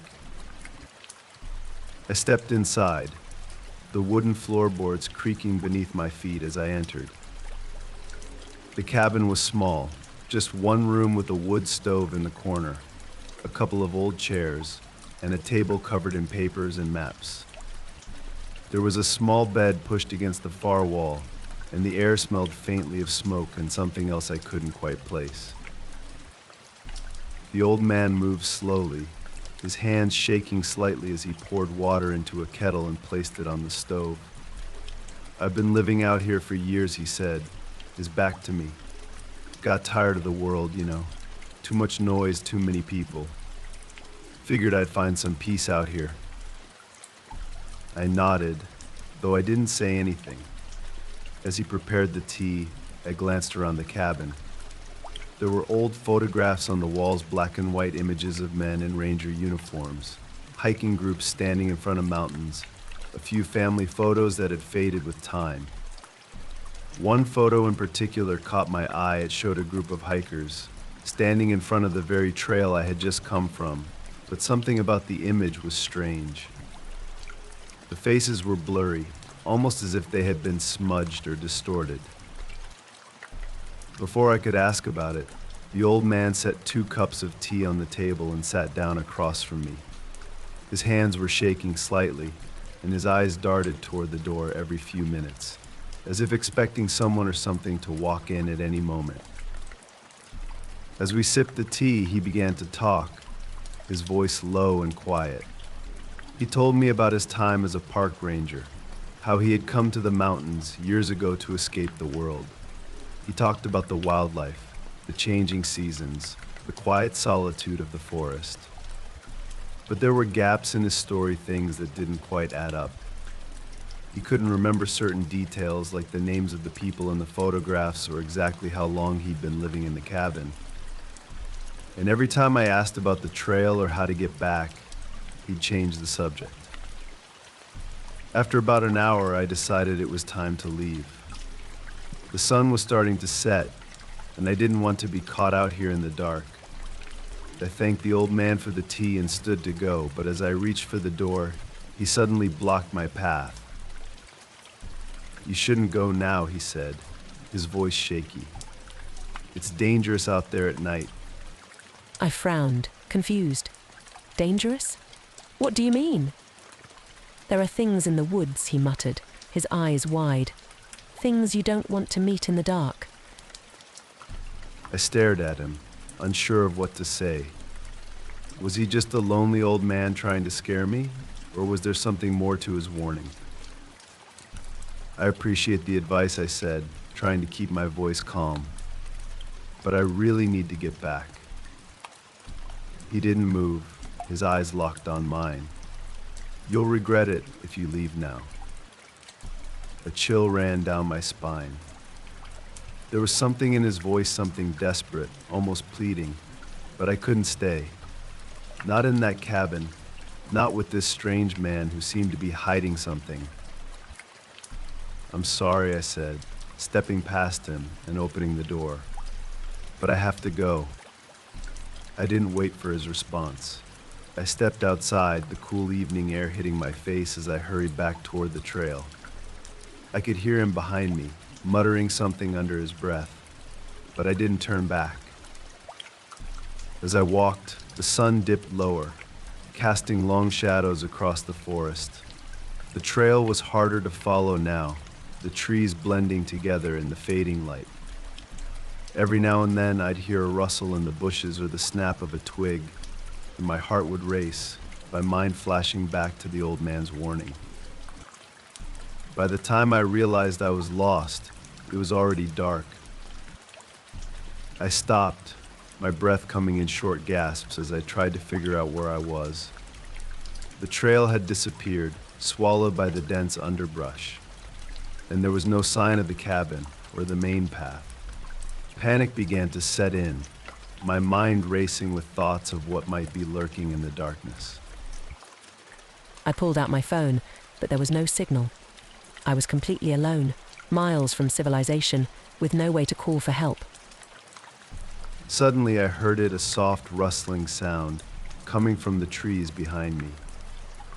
I froze, my heart pounding in my chest. The sound grew louder, closer, like something or someone was moving through the forest, heading straight for me. I turned and ran, my legs burning as I sprinted through the trees, the branches clawing at my clothes and the underbrush tangling around my feet. I didn't know where I was going, but I couldn't stop. Whatever was out there was getting closer, and I couldn't afford to slow down. Finally, I broke through the trees and stumbled into a small clearing. I collapsed onto the ground, gasping for breath, my heart pounding in my ears. The forest was silent again, but I could still feel that presence lurking just beyond the edge of the clearing, watching, waiting. I didn't sleep that night. I sat with my back to a tree, clutching a stick in my hands, and listened to the sounds of the forest. Every rustle of leaves, every snap of a twig, made my heart race, my mind flashing back to the old man's warning. I knew I couldn't stay there, but I was too terrified to move. When the first light of dawn finally broke through the trees, I gathered my things and started walking. I didn't know where I was going, but I had to keep moving. The forest seemed different in the daylight, less menacing, or familiar, but I couldn't shake the feeling that I was being followed. Hours passed before I finally found my way back to the main trail. Relief washed over me as I recognized the familiar path, and I quickened my pace, eager to leave the mountains behind. But as I reached the parking lot and climbed into my car, I couldn't shake the feeling that something was still out there watching me. I hadn't planned on encountering anyone. That was the whole point of this trip, just me, the forest, and miles of trail ahead of me. After a grueling few months at work, I was more than ready for a weekend of peace, hiking along the less traveled paths in a nearby national park. The early morning sun filtered through the trees, casting long shadows across the path, and the quiet was everything I needed. The hike had been perfect so far. The air was fresh, and I had passed only a few other hikers. Each had given me a friendly nod before continuing on their way, disappearing into the wilderness. For hours I enjoyed the solitude, listening to the rustle of leaves and the distant calls of birds. The trail twisted and turned, leading me deeper into the woods. The only sound was the rhythmic crunch of gravel underfoot as I navigated the winding path. I was about halfway through the day's route when I reached a clearing. The trees opened up into a wide meadow, the sun brighter here, making it an ideal place to stop for lunch. I set down my pack, took out a sandwich, and sat on a large rock, enjoying the view of the surrounding forest. Everything was quiet, peaceful even. That's when I heard the distant hum of engines. At first I thought it was nothing, maybe a plane overhead or a truck somewhere far away. But as the sound grew louder, I realized it wasn't either of those things. No, this was something much closer. It was the unmistakable roar of ATVs.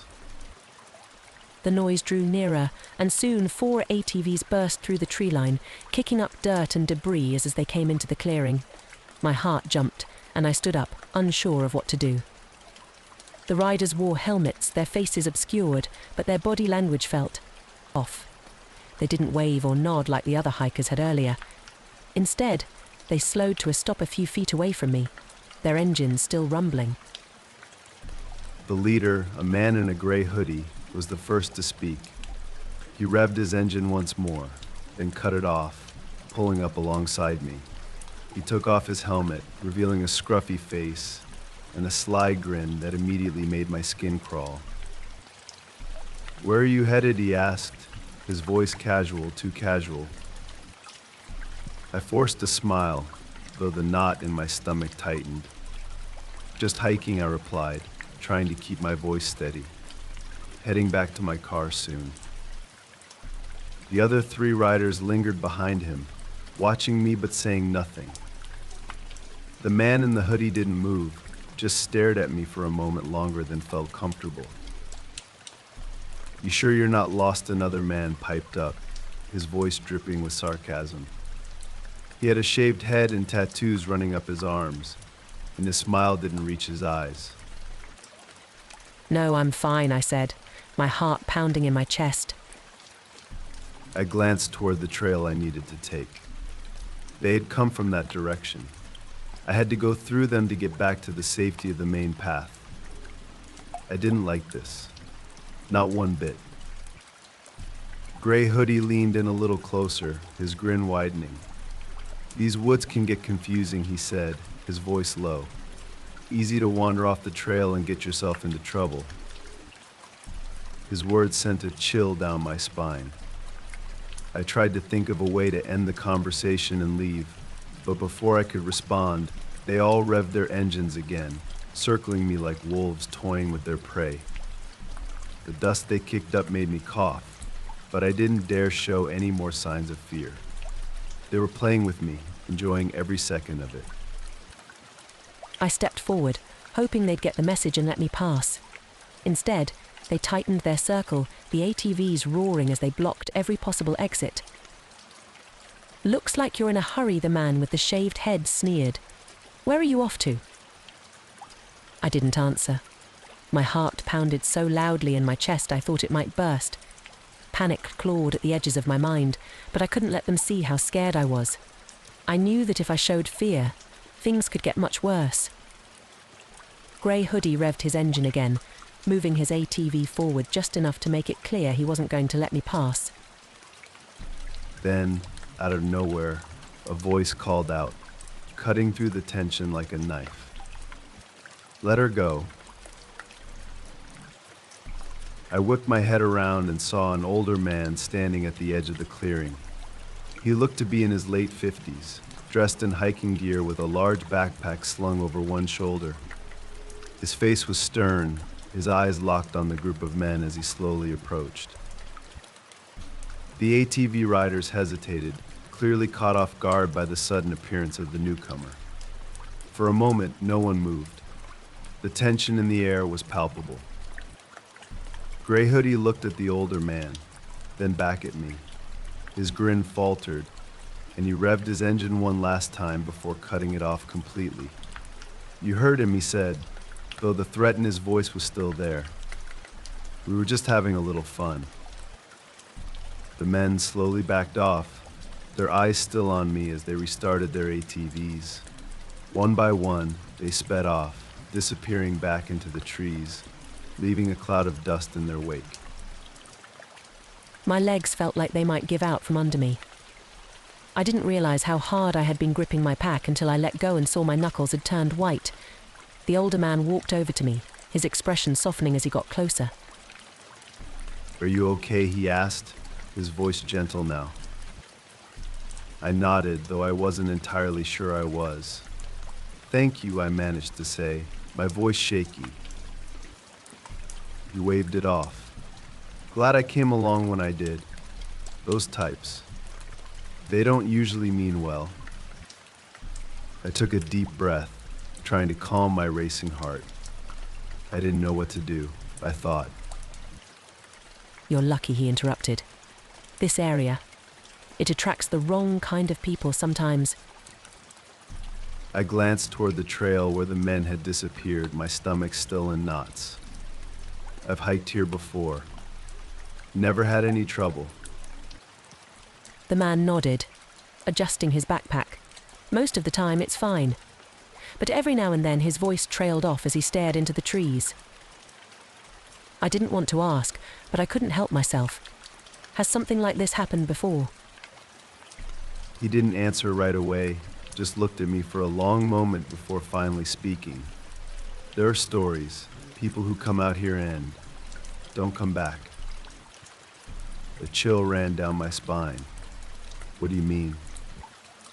He sighed, rubbing the back of his neck. The woods are big, easy to get lost if you don't know what you're doing. And sometimes people go missing. It happens. I swallowed hard, suddenly feeling very small in the vastness of the forest. But those men, they're not just lost hikers, are they? The man shook his head. "No, they know exactly what they're doing. I've seen them around before." I didn't know what to say. My mind raced with all the horrible possibilities of what could have happened if the older man hadn't shown up when he did. We stood there in silence for a moment, the wind rustling through the trees. Finally, the man broke the quiet. "You should head back," he said. "I'll walk with you just to make sure you're safe." I nodded, grateful for the offer.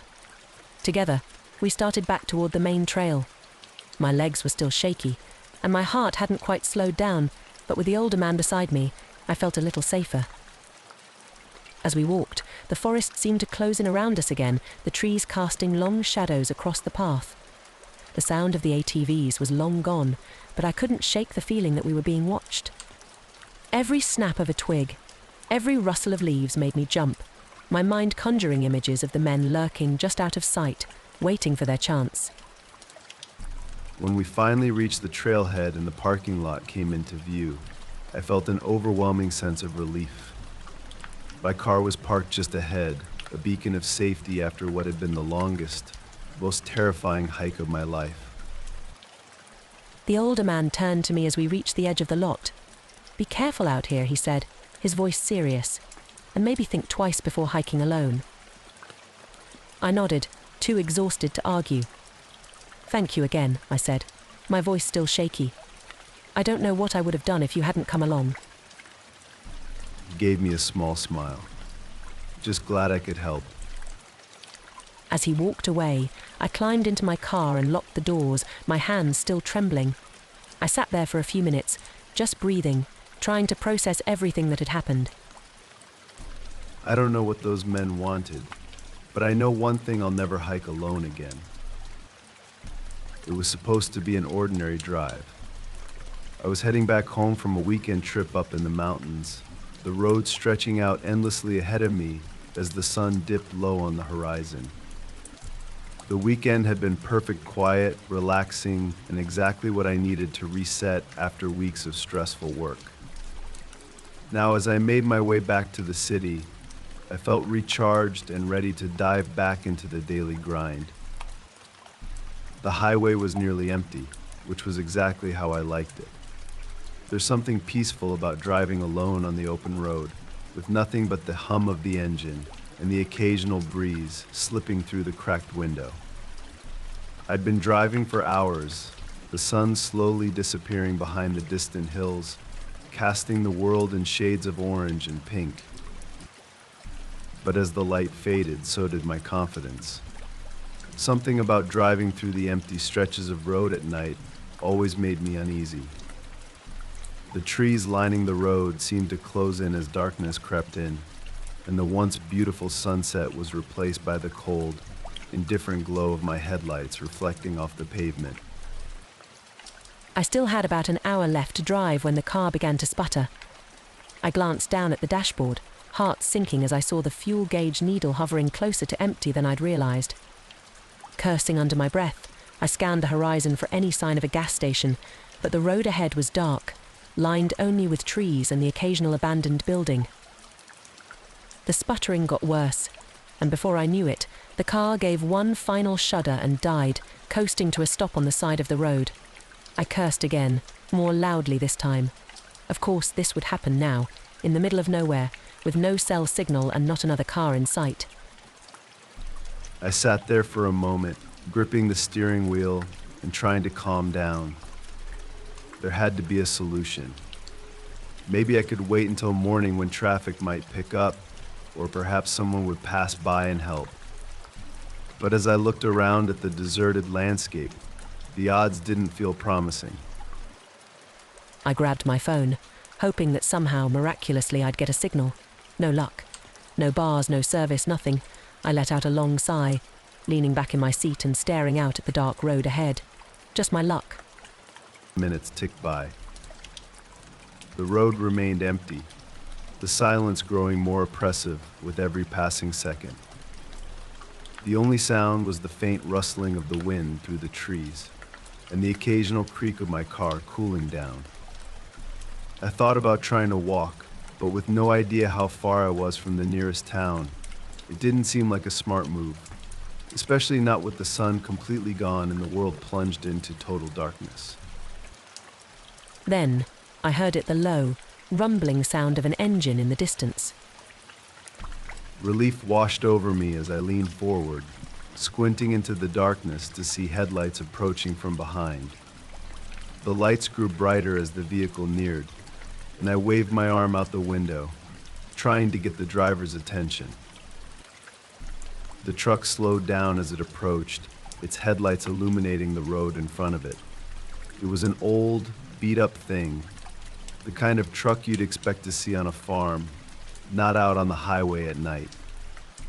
It rolled to a stop a few feet behind my car, and the driver's side door opened. A man stepped out. He was tall, wearing a thick coat and a beanie that obscured most of his face. He started walking toward me, his boots crunching on the gravel shoulder as he approached. Something about the way he moved slow, deliberate, immediately put me on edge. "Need some help?" he called out, his voice rough and gravelly. I nodded, trying to keep my voice steady. "Yeah, my car died. I think it's out of gas." He stopped a few feet from my window, his hands shoved deep into the pockets of his coat. "Out of gas, huh? That's tough." He didn't offer to help, didn't even ask any more questions. He just stood there, staring at me, his face mostly hidden in the shadows.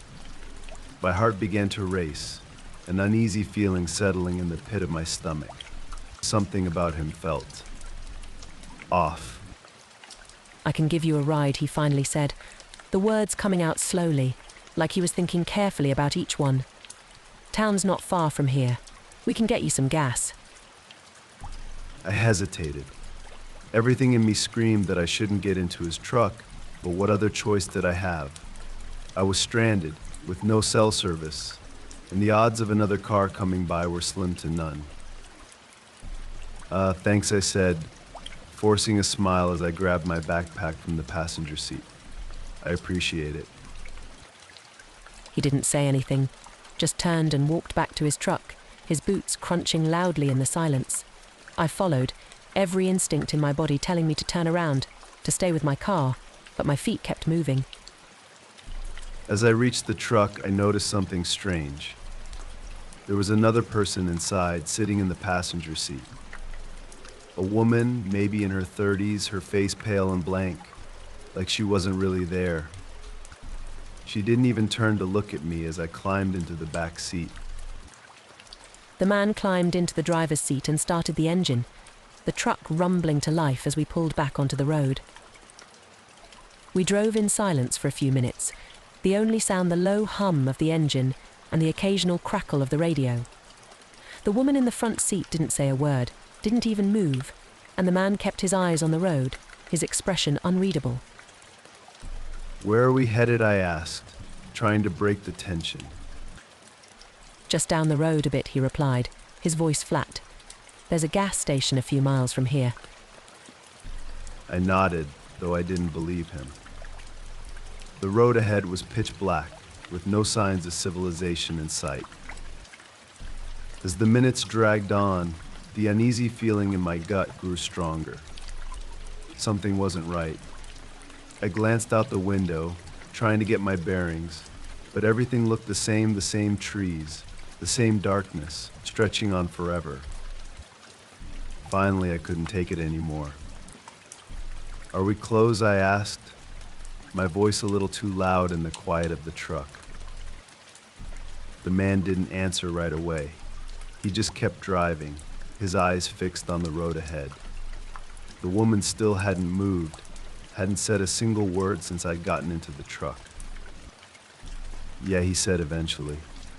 "We're close." I didn't believe him. My heart pounded in my chest as I realized I needed to get out of the truck, and fast. But how? We were in the middle of nowhere, and the truck was still moving. I glanced at the door handle, my mind racing. Could I jump out? Was it worth the risk? Just as I was about to make a move, the truck slowed down. Up ahead, I could see the faint outline of a building, a gas station, just like he'd said. Relief washed over me, though it was short-lived. As we pulled into the gas station, I noticed something odd. The place was completely deserted. No lights, no cars, not even a single person in sight. "We're here," the man said, pulling the truck to a stop. I hesitated, my hand hovering over the door handle. "This place looks closed." He didn't answer, just turned off the engine and climbed out of the truck. The woman in the front seat still hadn't moved. "Come on," he called over his shoulder. "We'll get you some gas." I didn't want to follow him, but I didn't have a choice. I climbed out of the truck, my heart racing as I followed him toward the darkened gas station. The doors were locked, of course, and the windows were boarded up. The man rattled the door handle a few times, then turned back to me with a grin that made my blood run cold. "Looks like it's closed," he said, his voice mocking. "Guess you'll just have to stay with us for a while." Panic surged through me. I turned to run, but the woman from the truck was suddenly there, blocking my path. Her face was still blank, her eyes empty as she stared at me. I backed away, my mind racing, trying to figure out what to do. The man was closing in, his grin widening as he reached into his coat and pulled out something shiny, a knife. My heart pounded in my chest as I realized I had no way out. I was trapped, miles from anywhere, with no phone, no help, and two people who clearly weren't here to give me gas. Without thinking, I lunged toward the truck, yanking open the door and scrambling inside. My hands shook as I fumbled with the keys, but by some miracle, I managed to start the engine. The man shouted something, but I didn't stop to listen. I threw the truck into reverse, the tires screeching as I backed away from the gas station. As I sped down the road, I glanced in the rearview mirror, half expecting to see the man and the woman chasing after me. But they weren't. The road was empty, stretching out endlessly behind me. I didn't stop driving until I reached the next town, my hands still trembling as I pulled into a gas station, this one lit up and filled with people.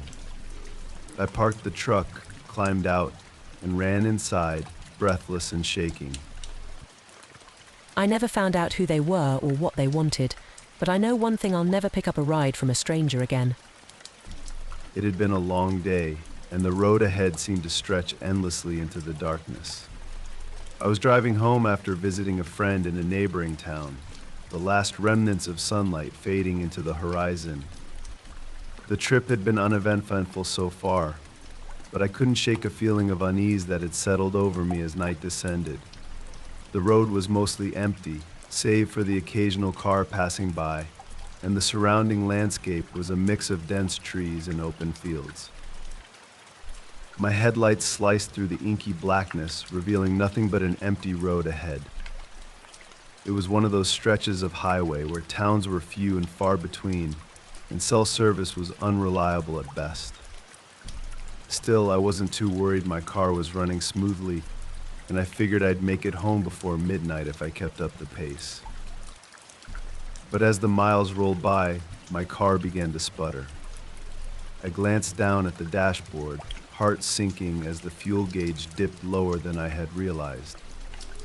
I'd passed the last gas station miles ago, and there was no sign of another one ahead. I tried to stay calm, hoping that maybe I'd make it to the next town on what little fuel I had left. The car shuddered again, and within minutes, the engine gave out completely. I coasted to a stop on the side of the road, cursing under my breath. The highway was deserted, and there wasn't a single light in sight. For a moment, I just sat there, gripping the steering wheel and trying to figure out what to do next. My phone had no signal, and I didn't relish the idea of walking for miles in the dark. But what other choice did I have? I could wait, hoping that another car might pass by, but with how quiet the road had been, it didn't seem likely. I sighed, leaning back in my seat. The silence pressed in around me, broken only by the occasional rustle of wind through the trees. Just as I was considering my options, a faint rumbling sound reached my ears, the unmistakable hum of an engine approaching from behind. I turned to look, my heart skipping a beat as I saw a pair of headlights in the distance, growing brighter as the vehicle neared. Relief washed over me. Maybe I'd get some help after all. The vehicle slowed as it approached my stranded car, pulling over a few feet ahead. In the glow of its headlights, I could see it was an old, beat-up truck, one of those models from decades ago, the kind that looked like it had seen better days but was still running on sheer stubbornness. The driver's door creaked open, and a man stepped out. He was tall and broad-shouldered, wearing a thick coat and a beanie pulled low over his forehead. His face was shadowed, but the way he moved slow, deliberate, set me on edge. "Need some help?" he called out, his voice gravelly and rough. I forced a smile, though a knot of unease was forming in my stomach. "Yeah," I replied, trying to keep my voice steady. "My car died, and I think I'm out of gas." He nodded, walking closer until he was standing just a few feet from my window. I could see his face more clearly now, weathered and scruffy, with a shadow of stubble on his jaw. His expression was unreadable, but there was something about his eyes that made my skin crawl. They were cold, distant, as if he wasn't fully present. "Out of gas, huh," he said, glancing down the road. "That's tough. Not much around here for miles." I nodded, glancing at my phone again, though I knew there was no signal. "Yeah, I was hoping I might get lucky and find a gas station, but no such luck." He looked at me for a long moment, his gaze unsettling. Then he smiled, though it didn't reach his eyes. "Well, I can give you a lift into town," he offered, jerking a thumb back toward his truck. "Not far from here, just a few miles down the road. We can get you some gas and come back for the car." I hesitated. Every instinct in my body told me not to get into that truck, but what other choice did I have? It was either that or stay stranded in the middle of nowhere with no way to call for help. "Thanks," I said finally, grabbing my backpack from the passenger seat and locking my car. "I really appreciate it." He didn't respond, just turned and walked back to his truck. I followed, my heart pounding in my chest as I climbed into the passenger seat. The truck smelled faintly of oil and old cigarettes, and the seats were worn, the fabric frayed in places. The man climbed into the driver's seat and started the engine, the truck rumbling to life as we pulled back onto the road. For a few minutes, neither of us spoke, the only sound the hum of the engine and the wind whistling through the cracked windows. So I said, trying to break the silence, "You from around here?" He didn't look at me, his eyes fixed on the road ahead. "Yeah," he replied after a moment. "Been here a long time. Know these roads like the back of my hand." Something about the way he said it made my skin prickle. His voice was flat, almost mechanical, as if he was reciting a line he'd said 100 times before. The miles stretched on, and the more we drove, the more uneasy I became. The road seemed to wind endlessly through the trees, with no sign of any towns or gas stations. I glanced out the window, hoping to spot something familiar, but all I saw were the dark shapes of trees passing by in the night. "Are we close?" I asked, trying to keep the tremor out of my voice. The man didn't answer right away. He just kept driving, his hands gripping the wheel tightly. Finally, he spoke, his voice low and cold. "Yeah, we're close." But something in his tone made my stomach churn. I didn't believe him. I glanced at the door handle, my mind racing. Should I jump out? Could I even get the door open in time? My heart pounded in my chest as I weighed my options, trying to figure out the best way to escape. Just as I was about to make a move, the truck slowed down, pulling onto a narrow dirt road that led deeper into the woods. My pulse quickened. This wasn't right. There was no way a gas station was out here. "Where are we going?" I asked, my voice shaky now. The man didn't answer. He just kept driving, his eyes fixed on the road ahead. Panic surged through me. I had to get out of there now. I reached for the door handle, my fingers trembling as I tried to pull it open, but it wouldn't budge. The lock was jammed, and the door wouldn't open from the inside. The man must have noticed my struggle because he glanced at me, a sinister smile creeping across his face. "You're not going anywhere," he said, his voice low and menacing. My blood ran cold. I yanked at the door again, but it was no use. The truck was still moving, and there was no way out. Suddenly, the truck came to a stop, the headlights illuminating a small clearing surrounded by trees. The man turned off the engine and got out, walking around to my side of the truck. I was trapped. My heart pounded in my chest as I frantically searched for a way to escape, but there was nowhere to go. The man opened the door, his cold eyes locked on mine as he reached for me. "Let's go," he said, his voice eerily calm. I had no choice. I climbed out of the truck, my mind racing as I tried to come up with a plan. But before I could make a move, the man grabbed my arm, his grip tight and unrelenting. "Don't try anything," he warned, his voice a low growl. "You won't get far." I swallowed hard, nodding as fear surged through me. I had to get away, but I couldn't see a way out. The woods were thick and dark, and the road was miles away. Suddenly there was a noise, a rustling sound coming from the trees. The man froze, his grip on my arm loosening slightly as he turned to look. I didn't wait. I ripped my arm free and bolted, running into the woods as fast as my legs would carry me. The branches tore at my skin, and the ground was uneven, but I didn't stop. I could hear the man behind me, his footsteps heavy and deliberate as he crashed through the underbrush. I ran faster, my heart pounding in my ears, my breath coming in ragged gasps. I didn't know where I was going, but I knew I couldn't stop. If he caught me, I was done. The woods seemed to stretch on forever, the darkness closing in around me. My legs were burning, and my lungs ached, but I couldn't stop. I could still hear him behind me, getting closer with every step. Finally, I broke through the trees and stumbled onto a narrow dirt road. I had no idea where it led. But it didn't matter. I sprinted down the road, hoping to put as much distance between myself and the man as possible. After what felt like hours, I saw a faint light in the distance. My legs were shaking, and my lungs felt like they were on fire, but I pushed forward, desperate for any sign of help. As I neared the light, I realized it was a small cabin, its windows glowing faintly in the darkness. I stumbled toward it, pounding on the door with what little strength I had left.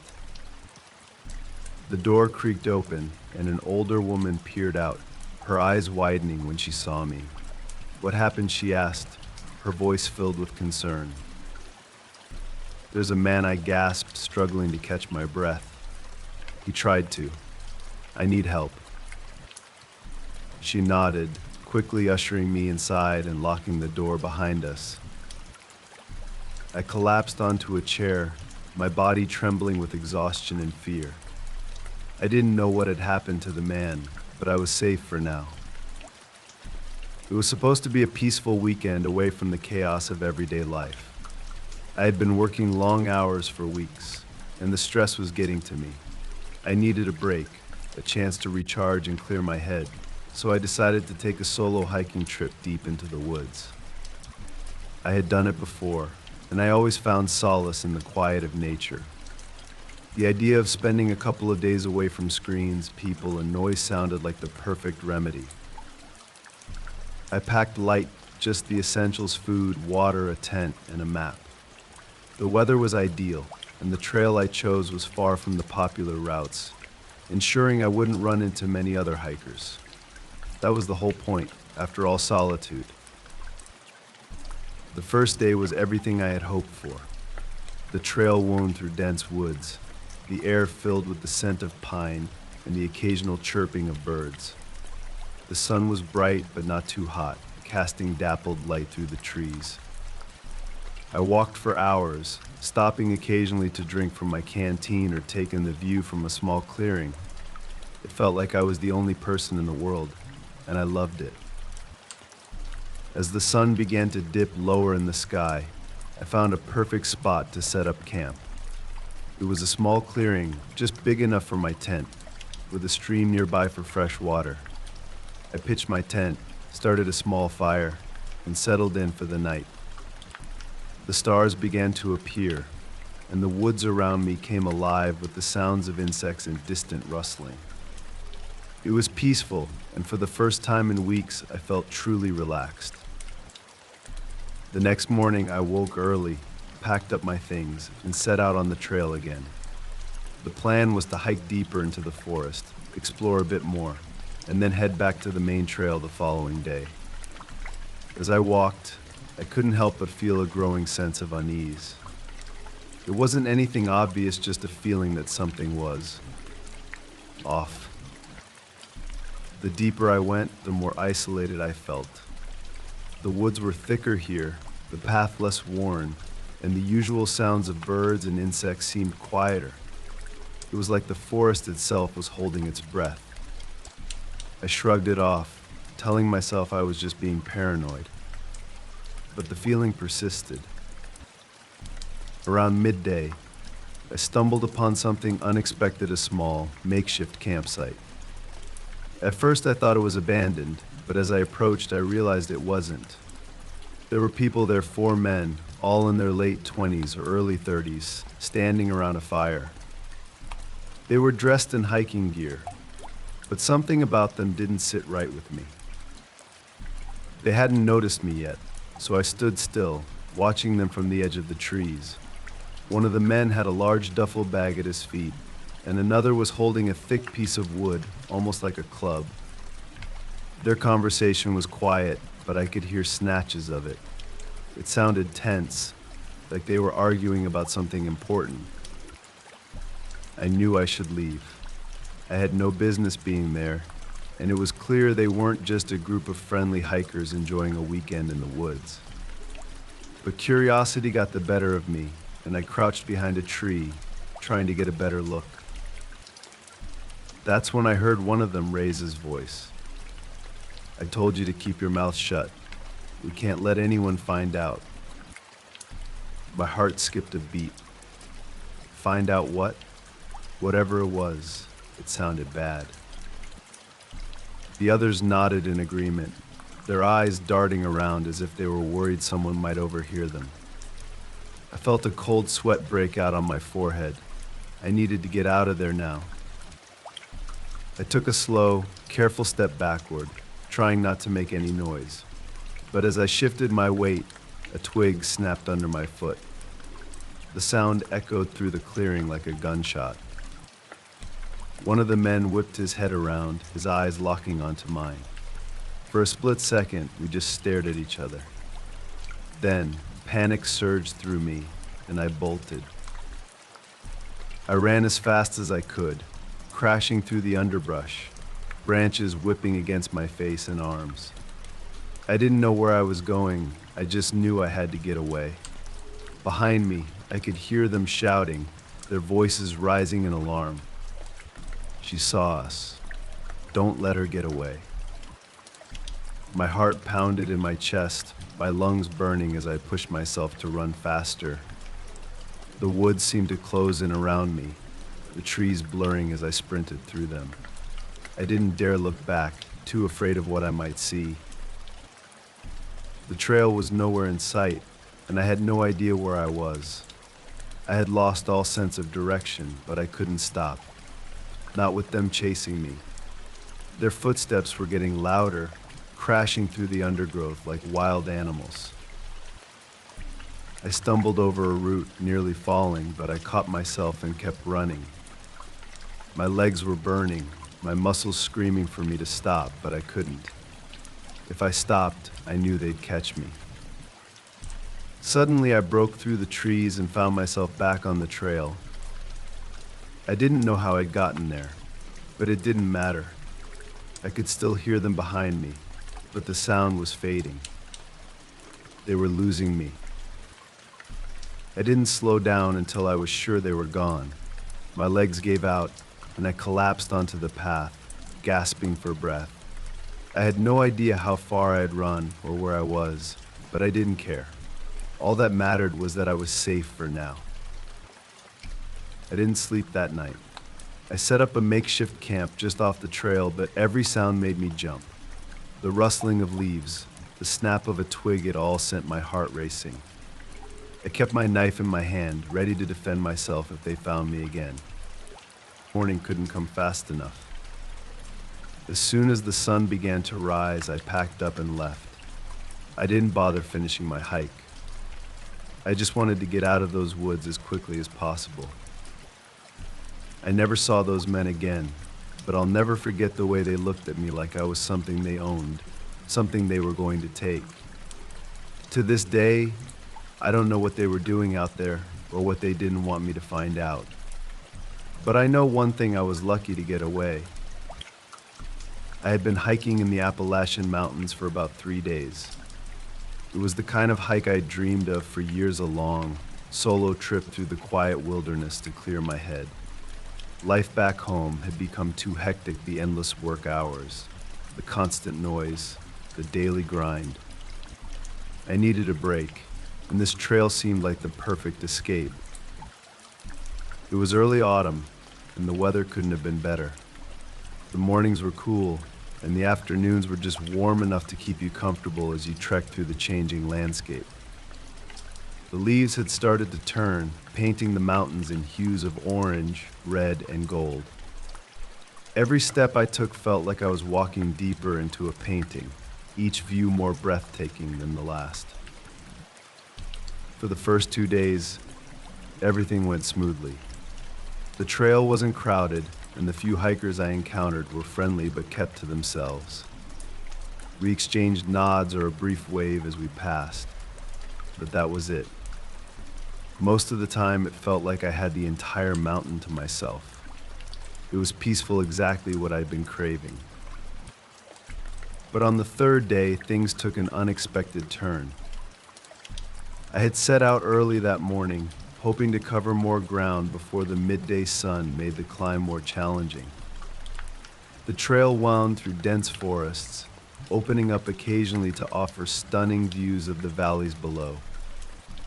I was making good time, my pack comfortably settled on my shoulders, the rhythmic crunch of leaves underfoot providing a soothing soundtrack to my journey.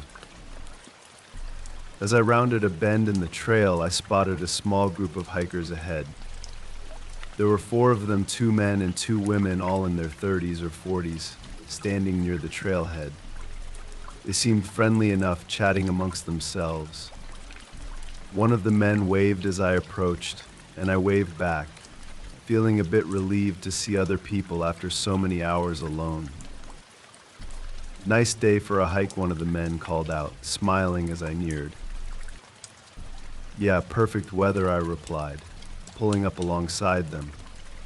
I glanced at the others. They were smiling too, but there was something off about the way they looked at me. It wasn't anything obvious, just a feeling, a subtle shift in the atmosphere that made my skin prickle. "Where you headed?" the other man asked, his voice casual but a little too curious. "Just following the trail," I said, trying to keep my tone light. "Planning to camp out tonight and head back in the morning." The man nodded, his eyes narrowing slightly as he exchanged a glance with the others.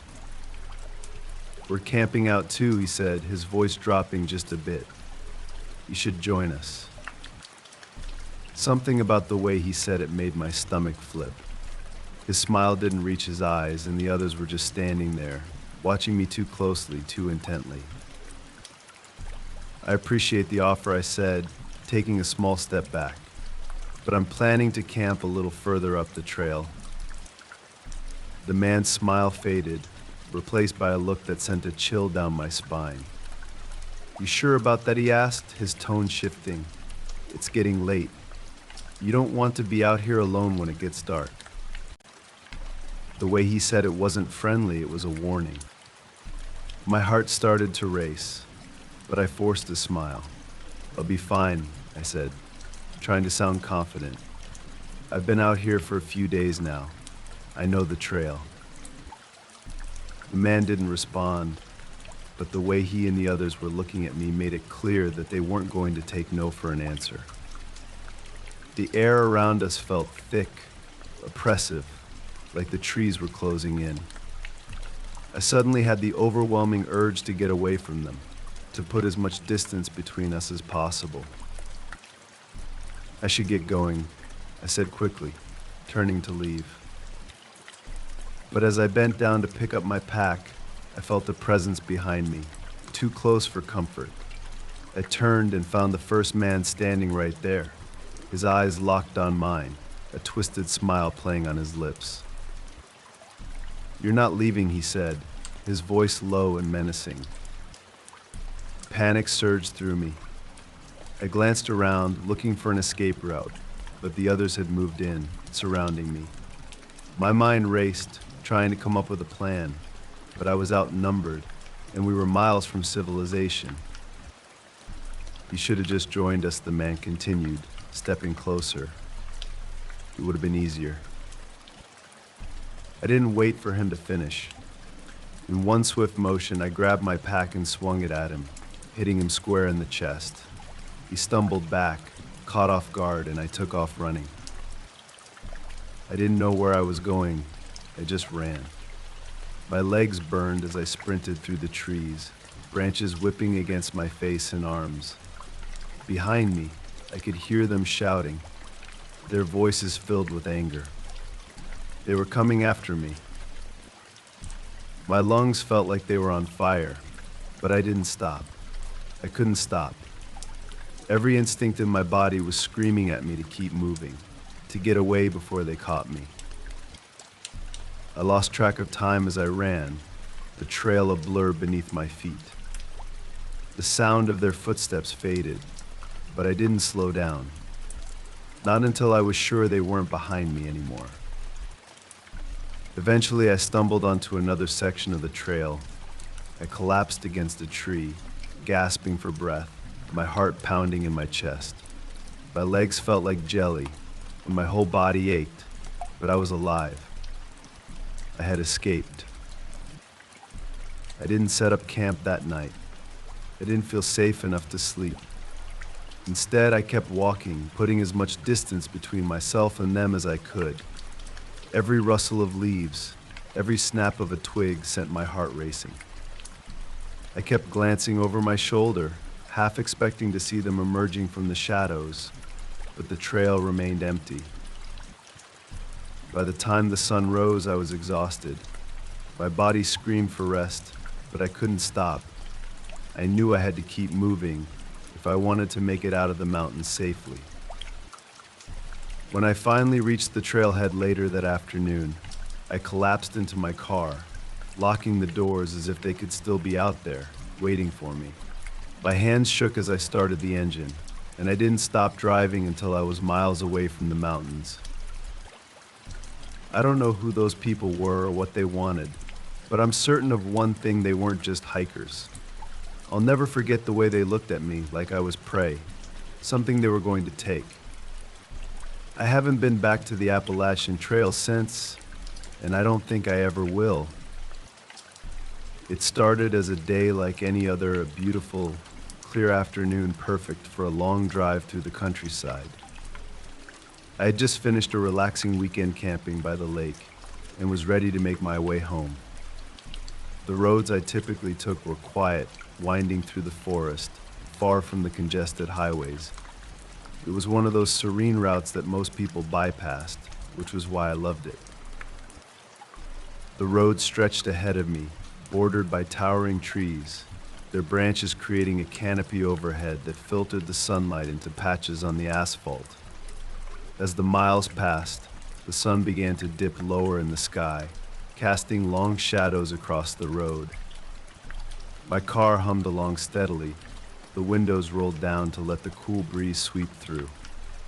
I was content, lost in my thoughts, grateful for the solitude. But as the light faded and the forest grew darker, I couldn't shake a growing sense of unease. The further I drove, the more isolated the road felt. No houses, no cars, just the trees looming on either side and the quiet hum of my engine. I was about halfway home when I saw a roadblock. It came out of nowhere, and I barely had time to slow down before my headlights illuminated the scene. A few large branches lay scattered across the road, too big to drive over, but not impossible to move by hand. I slowed the car to a stop, glancing around. There were no signs of life, no other vehicles, just the dark woods surrounding me on all sides. I sat there for a moment, my fingers tapping nervously on the steering wheel. Something about the situation didn't feel right. It wasn't unusual for storms to knock branches onto the road, but it hadn't rained in days. The branches looked fresh, like they'd been placed there deliberately. A knot formed in my stomach. I glanced into the rearview mirror, expecting to see the empty road behind me, but what I saw made my heart skip a beat. There, a short distance behind my car, was a truck. Its headlights were off, and it sat in the shadows, just far enough away that I hadn't noticed it pull up. I hadn't heard it approach. The silence had been absolute, the only sound my own engine idling. But now, there it was, looming behind me like a predator waiting for its moment to strike. My pulse quickened as I stared at the truck, the darkness making it impossible to see inside. The driver's side door opened slowly, and a man stepped out. He was tall, broad-shouldered, and wore a thick jacket with a beanie pulled low over his forehead. I couldn't see his face clearly, but the way he moved deliberate, almost casual, sent a chill down my spine. He didn't seem in a hurry, but every step he took toward me made my breath quicken. "Need some help," he called out, his voice carrying easily over the cool evening air. It was deep, with an odd calmness to it, like he wasn't asking but stating. I tried to keep my voice steady as I replied, "No, I'm good. Just some branches on the road." He didn't respond right away, just kept walking closer, his boots crunching softly on the gravel shoulder. My fingers gripped the steering wheel tightly, my mind racing. I could just drive off, but those branches, they would slow me down. "You sure?" he asked again, his voice a little louder now. He was only a few feet from my car, and as he stepped into the glow of my headlights, I could see his face more clearly, scruffy, weathered, with a crooked smile that didn't reach his eyes. "Yeah, I'm fine," I said, my voice firmer this time, trying to project confidence. But inside, panic was clawing its way up my throat. Something about him felt off, like he wasn't just here by coincidence. He paused, standing there in the middle of the road, his hands shoved deep into the pockets of his jacket. His smile faltered for a moment, and when he spoke again, his tone was different, darker. "You're not going anywhere," he said, the words slow, deliberate. My heart skipped a beat. Before I could react, I heard movement from the trees behind me, a rustling sound, followed by the unmistakable sound of footsteps. I whipped my head around, trying to see who or what was approaching from the woods, but all I could make out were shadows. The man took another step closer, and that's when I saw a glint of metal in his hand. A knife. Panic surged through me, and I didn't hesitate. I threw the car into reverse, my tires screeching as I backed up, swerving to avoid the man standing just feet away. His face twisted into a snarl as he lunged toward the car, his hand slamming against the window. But I was already moving, the car skidding as I shifted into drive, the tires kicking up gravel as I sped past the roadblock. My heart pounded in my chest, my hands shaking as I gripped the wheel. I didn't look back, didn't check the mirrors, didn't care if they were following me. I just needed to get away. The road twisted and turned through the woods, and every shadow felt like it was chasing me. I couldn't shake the feeling that they were still out there, waiting for me to slow down, to make a mistake. After what felt like hours, I finally saw the faint glow of streetlights ahead. Civilization. I didn't stop driving until I reached a gas station several miles down the road. I pulled in, parked under the bright lights, and sat there for a moment, my heart still racing, my breath coming in ragged gasps. I glanced into the rearview mirror, half expecting to see the truck following me, but the road behind me was empty. I was safe, for now. I never found out who that man was or what he wanted, but I know one thing: it wasn't just a random encounter. He'd been waiting, watching, and if I hadn't gotten away, I'm not sure I'd be telling this story.